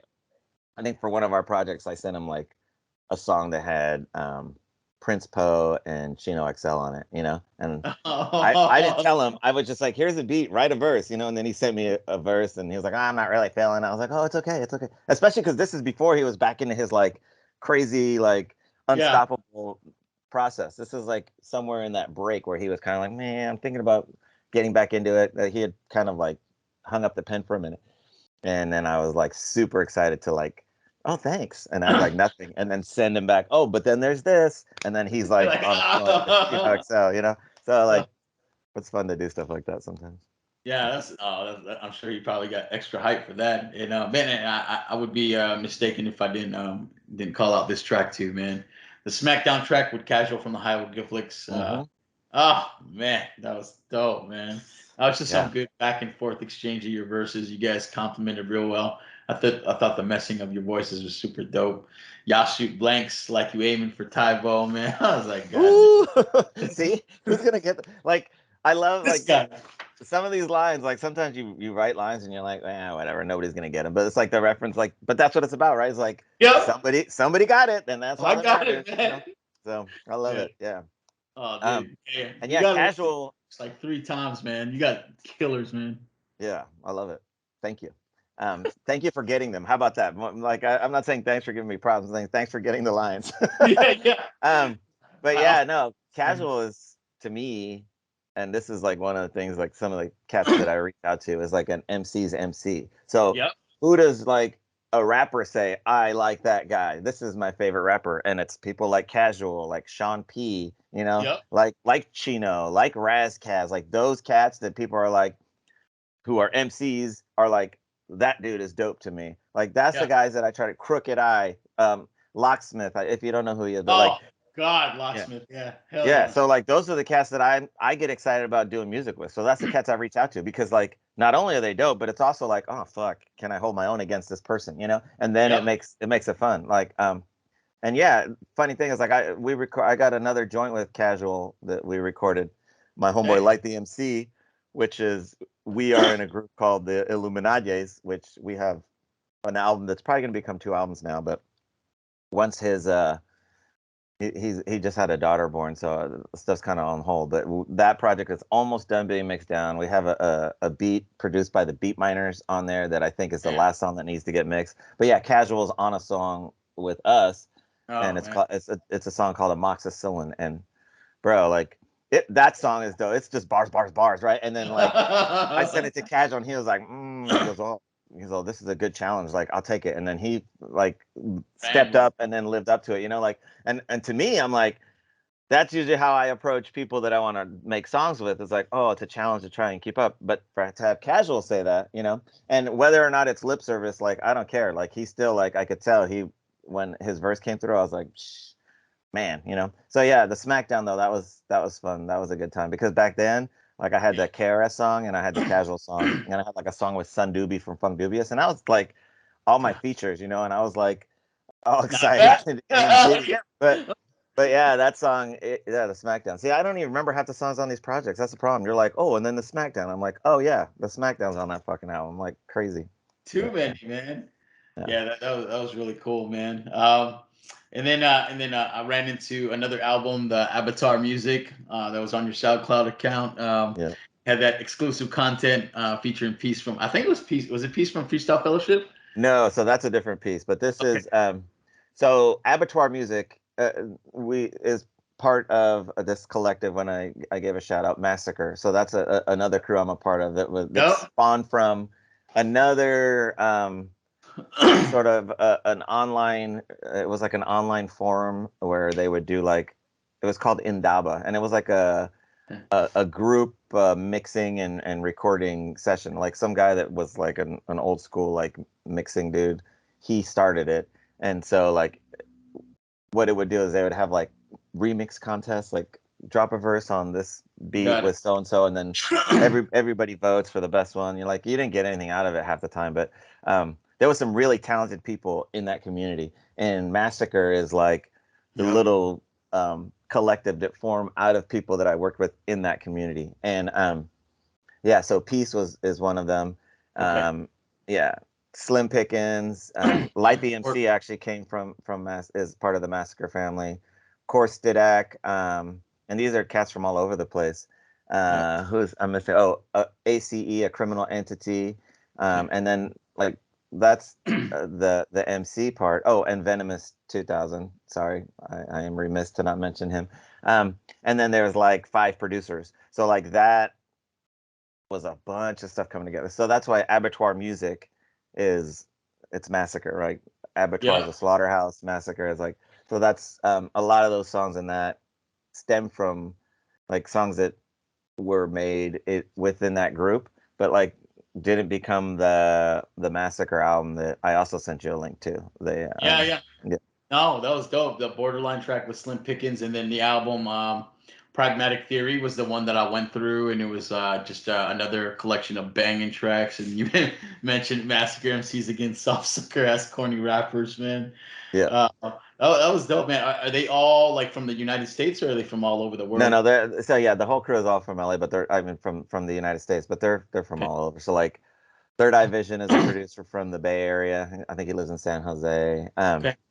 And then I'm obviously from here, so we're the only West Coast cats. But then, um, Light the MC, Venomous 2000 are both from Paterson, New Jersey. Slim Okay. Pickens is from, or he goes by Iron Helmet now. He's from Boston. A Criminal Entity and Peace are also from New Jersey, but just different, like I think, yeah, different areas in New Jersey. Course Didac is from, I think he lives by DC. Okay. And then the producers, Chopzilla, who ended up, like he and I have had a extremely productive relationship. He's from Indianapolis. Oh, He and I have recorded like 50 songs together. Um, and then I'm missing one producer. Oh, Scratchzilla, yeah. who Core knows. I don't know where Scratchzilla is from, to be honest, but if Core knows him, he might be from DC area. And then God, who is Third Eye Focus. yeah, no, Mm. Third Eye Focus is from the Yep. Bay. But it was Oh, another that's he's right. That's right. Third. Yep. Okay. yeah, Tone Deaf. So his name was Oh. Tone Deaf Cuts, but it's not Tone Deaf. So Tone Oh, Deaf that's hit him the up same. and made him Okay. change his name. So now he just goes by Def Cuts. And he was also from Jersey or the city, NYC, and he's moved to Florida. So he lives in like somewhere between Orlando and Miami. I don't know exactly where, Yeah. but all Cool. those cats, Right. like I ended up working on various projects with them. So like that song Borderline, which I love that song with Yeah. Slim P. That he and I have like a whole EP, Art. and then like I did a whole EP with Peace, like just songs that just me and him did, and then like Light and I have a whole album where well now it's gonna be 2 albums, but and then like I did a whole album just off beats by Def Cuts, and I'm working on a whole album off beats just by um, Third Eye Vision, and then I have more than enough to make 3 albums of Chopzilla beats. And then Sankofa and I have a Silversmiths album entirely produced by Chopzilla. So it's like Man. that collective, I still am working with those guys all the time, which is why like I shout out Society and Nim, which of course is Spontaneous from Double Helix, Sankofa, myself, Athena, basically the dopest female MC ever, and Whew. Yeah, she's hot. and Casualty, right? So that's Society and Nim, and then Massacre is all those other cats those Yeah. are the people that I probably collab with the most consistently. Yeah. Yeah, while we're on it, man, and while I like digging into lyrics, man, two standout tracks for me, Kevlar Neck Braces. talking about some chicken shit MCs where your spine went all over the road. Need to check your alignment. I was like, man, another one, Yeah. dude. Killer Yeah. line. And then the track "Who," man. I just so some of my favorite lines. We be ground zero terror when the mics blow. Arrow to the apple in your throat whenever I flow. Yeah. Sniper with a rifle standing on the Eiffel, man. Yeah. That's as Man, on point as you can get, right? dude, I know. I was But like, yeah. yeah, man. Um, I and love then it. you know what's funny is that joint, like, so if you listen to the end of that song where there's like the scratching, that Yeah. was that was me whistling. I faked those scratches. So that was me being DJ Scratch right there, buddy. Oh, I do. I do that sometimes too. I did that on the Scorpion Circles album for Yeah, the. you got to. You're like, ah, no DJ around. Okay, I'm gonna do it. Oh, but aren't you a DJ, John Doe? Yes, but I am not that good at scratches. So, Yeah. Or I do that with the Echoes. We're all like, yeah. yep. Oh, you know it. That's good Yeah. times. When it works out well, you're like, "Hmm." Yeah, and I meant to say this earlier too, man. Like the inflections that you do in your verses, man, just very reminiscent to like Pharoah Monch. So I find you to be a very charismatic MC in your delivery too, which is another reason why I love your stuff, man. Thank you. And Yeah, Silversmiths, man, that's the combo of you and Sankofa. And the album that I popped into was the We Forgot These Bangers music for your mom to tap dance to. Uh, yeah, More hot tracks, dude. Clubber Lang. I'm a big Rocky fan, but yeah. killed it with the double time. But what I really like was the critical levels, man. Just like you are, I'm a big MMA fan. So Right. the John Doe, Anderson Silva, and Sankofa, Fedor Emelianenko references were great, man. Yeah, and that, Oh like man, their fighting styles sort of match like yeah, our yeah. deliveries, right? Right? Isn't that that's how like these are like, and especially at the time, those were the goats, right? Like, I mean, That's they've right. kind of both fallen off and gone by the wayside, but I still look at them like Fedor's run was unparalleled, um, Yep. through Pride and everything that he did, even when he went to Strike Force. And then, yeah, he got older and slower, but Oh, man, he was methodical, just like move forward and just take out the people, and you're like, what happened? And yeah. then Anderson Silva, just the beauty of his, the fluidity of his fighting technique and his style was just like so beautiful to watch, just like, Yeah. you know. And so like I do look at that and think that that's a good representation of Sankofa and I on the mic, you know. I Um, concur. yeah. But yeah, Critical Levels, that's a dope song. Probably my favorite song on that album is probably Rivers, though, man. Like that song. Go back and give that one a listen. I love that joint. That because that verse that I spit, like anytime Sankofa hits me up and is like, Jen said that you killed this verse, like that's his wife, right? And I'm like, hey, I'll take that props, you know. Um, like you really outdid me on this song, you know. And but I love that song and that project, that one and Ragnarok. I think I did the lion's share of the producing on those projects. Like I did a lot of those beats, so Dude. that's when I don't produce often anymore, but because I Yeah. have so many dope friends that they're way better than I am. So I like, but during that time, I had my setup in my room and I was making beats a lot. And so like some of those beats, I'm always like, oh, not bad, John Doe, not bad. But that's Artur Hawking. That's my producer alias. So that's why if it says produced by Artur Hawking, I made those beats. So Yeah, and hey, I mentioned this way earlier in the interview too, man. Was that I was very excited to do a track and now tracks with you, and so I had the fortune of doing some stuff with you already. We talked about the travel track that you hopped on for me just as a single that I released when I was in Korea, dope and song. then Yeah, here we go. Oh man, I love was that one. the Haruko Revenge album. Oh man, I just sent you the beat and you wrote the hook and verse immediately, and then we're like, let's go, man. So that was man, and your verse on that too is just crazy, man. The we get gully with brains, just some bullies with brains. I spill monster zinc to straight sully your name. Vocals Yeah. that projected through John's mic car. I'm a finna poo on your lawn type star. That was, Mhm. oh Yeah, man, yeah. I'm finna poo. Like you can always count on a reference to like penis and poo poo in John Doe verse. I'm just come up with the most creative ways to approach it. But yeah, I mean, of course, I had to mention you, so I love it. then I gotta put that in there. Um, and then yeah, Yeah. the Monsters Inc. reference. Like I love like Mike Wazowski is my favorite Pixar character and probably favorite Disney character of all time, and Yeah. because he's so goofy and again, like I think Sully and Mike Wazowski is Sankofa and John Doe, right? So then it's like, um, that's why Sully brains, right? You know, get monstrous with ink or whatever, and then like because we're writing, and then I say John Doe, Mike Wazowski, like, we're both one and the same. John Doe, Mike Yeah. Wazowski. Can't use the phrase "he flow tight" without me. So, and that's just a perfect example of how just my writing style just kind of naturally unfolds, like where I have a line here or a line there that I know I want to use, and then the rest is like filling in the gaps, and then like continuing the same a metaphor, like extending it a little longer, but then that leads into the next line. So it's just part of the way my writing style goes. But yeah, it's fun. Yeah, so it's dope, man. Just always honored to work with dope people like you, man. So very appreciative of that, and that's Same, something in the book. same. Yeah. So, hey, man. So I'm getting ready to transition to the not so music type questions, man. But before I do that, I wanted to do this with you because I think you're the appropriate person for this, right? So I told you, like, I'm a big fan of the the Drink Chaps podcast, right? Yeah. Yeah, with Nori and DJ EFN. Hey, do you listen to that show at all, or? You know what? I only listen to like the highlights. Like I follow, like I'll see like the videos where they're talking about stuff, and then I definitely talk to friends about it. Like, so Addy is one of the he listens to that all the time and will hit me up and be like, "Did you see this? Did you hear this? Can't believe they fucking said that," or whatever the case it may be, And then my homeboy Rockwell also like listens to that. So it's more like. Yeah, And it's always in my feed and in my conversations, but I actually don't listen to podcasts hardly ever. I think I've listened to 3-4 episodes of Take It Personal, which I think is probably one of the doper hip hop podcasts out there. But that's about it. Like, dude, I got my own playlist, and that's what I listen to. Keeps me charging, man. So they do this segment too on the show that I was like, dude, I want to do it once, and it's got to be the right person, man. So I thought you were the right person for it, right? So what they do, they call it Quick Time or Slime, and then they ask to do like about 10 questions, and they have to pick like or answer the question, right? And so I said, man, what if I did that Let's for go. one Bring it person? on.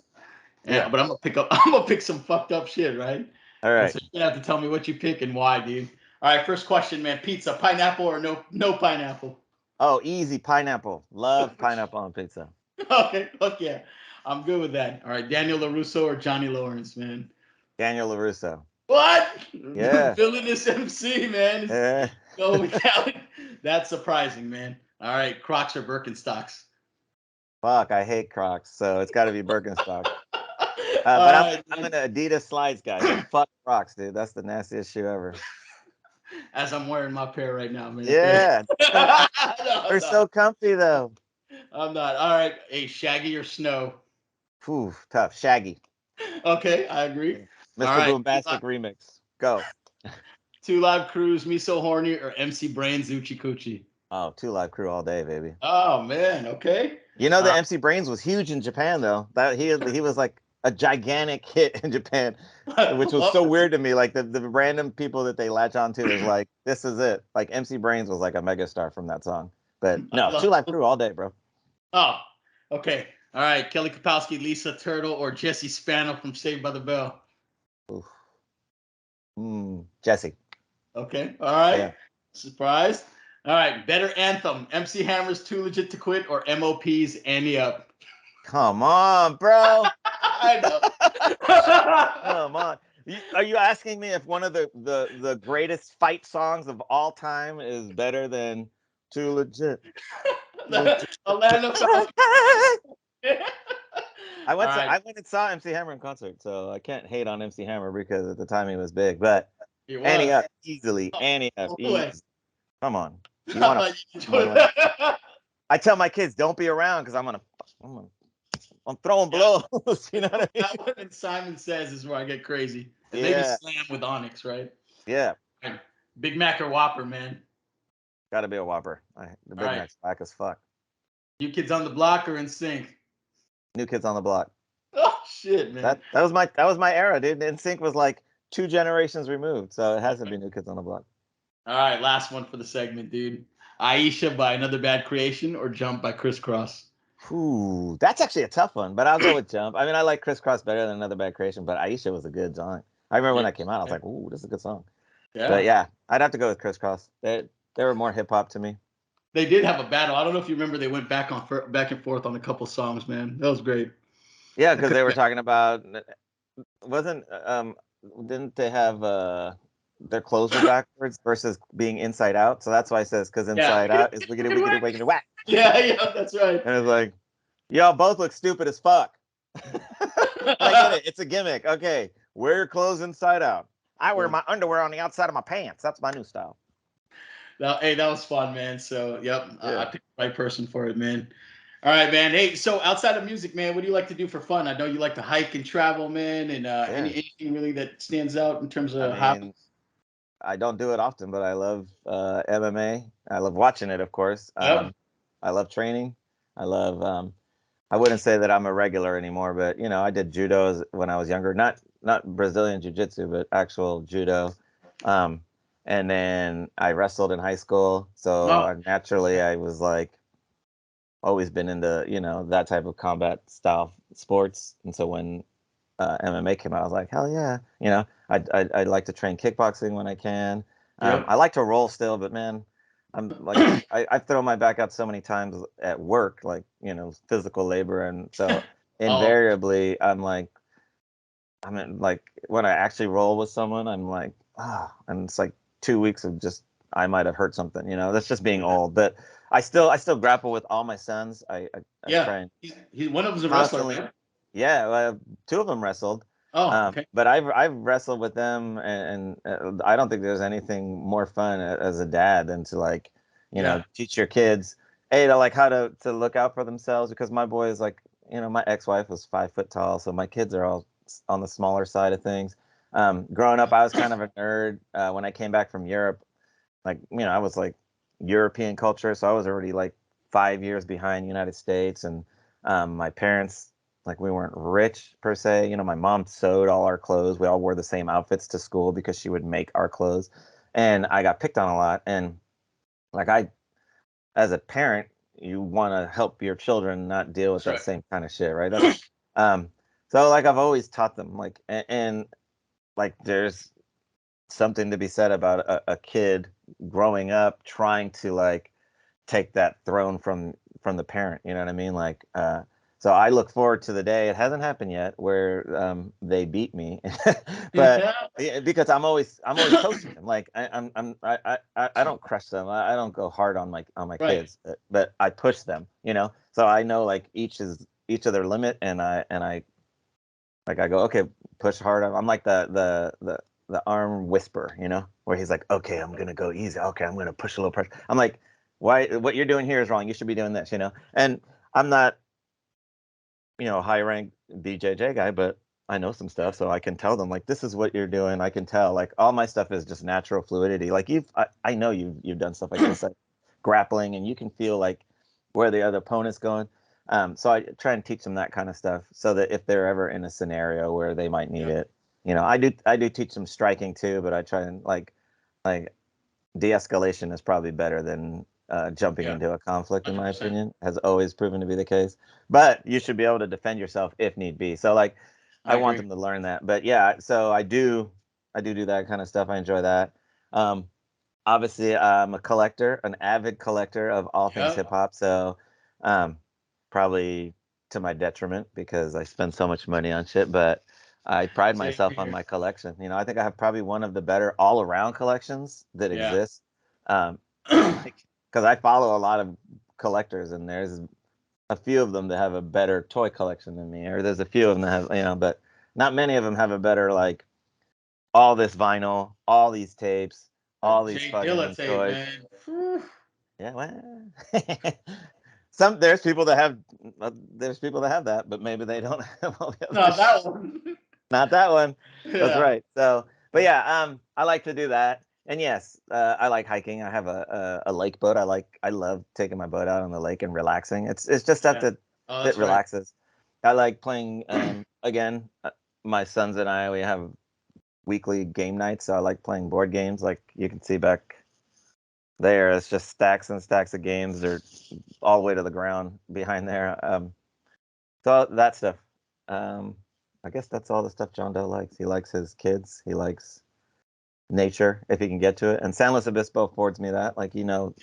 being from Santa Cruz, like it is a gorgeous place to live. And I've sacrificed work 3 jobs at times so I could raise my kids here and enjoy the area because it's beautiful.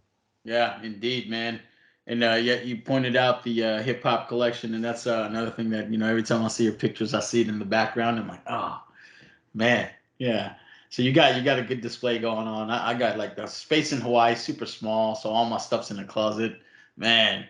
And Yeah, just it like looks so good. Oh man, it's so dope, it's man. just like it goes, it goes, it keeps going. Um, Man. yeah, and then like I mean, even up there, that's not hip hop stuff. Like Yeah, this, I see the like robots. that part, and then like the far side is not hip hop, but basically half of that one and all of this one is all my hip hop stuff. And Yeah, yeah, I that's was, I'm a 80s kid. I like G.I. Joe, Transformers, Mask, that kind of shit, and I collected it. I have toys, and then obviously as adults we go back to what we liked when we were kids, and we're like, um, now I got the money, and then we start buying shit that we were like, yeah, but now I'm not gonna open this, which is like almost defeatist in itself. But yeah. some of these toys I have are opened.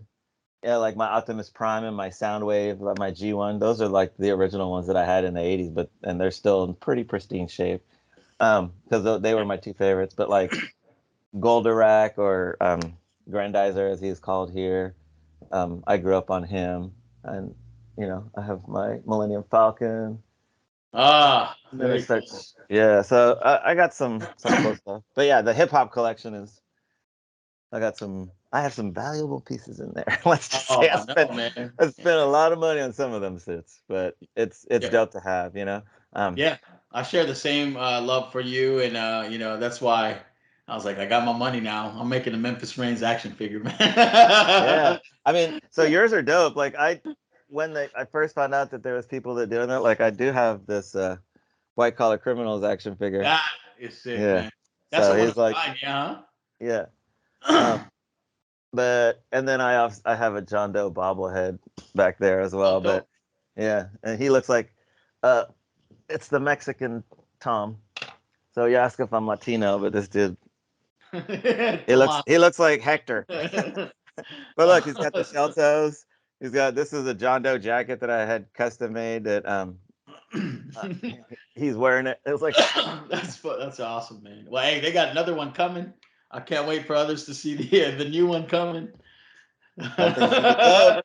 Yeah, I got to get those pictures sent over to you. It's like the problem is somebody to take pictures, so I got to figure it out. I'll probably have to set auto timer on my camera because every time somebody's around, they could do it. I forget, you know. So maybe I Yo. can convince my sons to take a picture of me in my underwear without feeling weird about it. It's gonna be worth it. I promise, man. Yeah, that'll be All dope. right, man. Well, hey, man, thanks again, man. I appreciate you taking the time to do this with me, man. Before we bounce out of here, you want to talk to folks just about any current projects that you are working on that you want to highlight? Any specific? I know you probably got a lot going on with Sankofa, but Yeah. anyone in particular? Um. So the Illuminati project is probably just about ready to come out. So that one, it's called Over the Counter Intelligence. Um, so look for that. It's very, very dope. Got some cool guest features on there. Like I said, Casual is on there from Hyro. We got the we have another song with Prince Poe. I think we're shifting it to the second release, but and then Sankofa and I, the Silversmiths, are working on. We got 3 albums that are in varied states of completion. One produced entirely by Chopzilla. Um, another album produced by Agnes that we have to. That's probably the next one on my slate to record my verses for. Okay. And then Action Figures of Speech, the project with you. That I'm excited for that to come out. And then solo wise, yeah, man, like I said, I have all these old projects. I've committed myself to try and release an album every 6 months. And that'll be like an old album that nobody's heard that I'll release. And then I will also have a new album. So Chopzilla and I have an album, whatever that final form of the album is when he's done mixing. It's going to be called Midlife Manifesto, which again speaks to like my experiences, being older in hip hop but still being dope shit. And it's chock full of fucking bangers, dude. It's so good. Okay. It's probably the single I'm album I'm the surprised. most excited about, like probably of all the projects I've ever done, because like I listen to it and I go, now that's a good song. Now that's a good song. And I, so when it finally drops, it'll be fun because there's so much extra material that we can constantly be releasing shit to support that. Part of that like became the Silversmiths project because I was like, well, we got all these extra joints that Sankofa's hopping on, and then I did like Athena hops on every project, but like her and I want to release our stuff and call it sibling rivalry. Like, you know, it's Oh, just me and shoot. her. Um, That's but yeah, dope. I would say, yeah, look out for Illuminati's Over the Counter Intelligence, and look out for the Midlife Manifesto album that hopefully will both come out in the next 6 months. I would say, like, I'll be excited for that. So yeah. Super dope, man. And if you had to tell somebody where to find your music, what is the best place that you want to direct folks to, man? I guess it would be the SoundCloud, but I don't really update Yeah. it anymore. Like those songs all have that old date, not because they were all recorded back then, because that's when I uploaded them, and then I think I've added a few tracks here and Yeah. there. But trying to get everything onto a Bandcamp. So, but that's gonna Yep. be like taking everything from here and putting it on the Bandcamp as I release the projects. Like Sure. the SDC album that I put out on Spotify, I haven't put it on Bandcamp yet. I need to Yeah, upload that that. was So great. yeah. Yeah. I was produced by Manic Depressive, the other half of Suspended Animators. So he made all those beats. Yeah. Oh, so is he from Santa Cruz too? No. Yeah. Oh, Yeah. okay, they're both. All right. Yeah. Well, he's actually from Watsonville. But yes, they met in Santa Cruz. Watsonville is, California dude, yeah. man. I know Yeah. Watsonville. Well, From good Slow deal, man. Town to Hey, the Ville of Watson. Skills that shock some, yet please the majority. My quill spills ill with ease and authority. And I still feel chills when MCs want to raw with me, let the animal surface and do damage on purpose. Yeah. I love it, bro. Well, hey, thanks for taking time out of your valuable weekend to do this, man. I can't wait to get it out, and I had to do it because folks got to know. Folks Hey. got to know, man. I appreciate it. Thanks for letting me ramble. I know it's long as fuck, but thank you. Thanks for Oh, asking pointed questions, dude. It's awesome having conversation with you, and look forward to our project finally dropping too, man. yes, sir. All right, brother. Thank you again.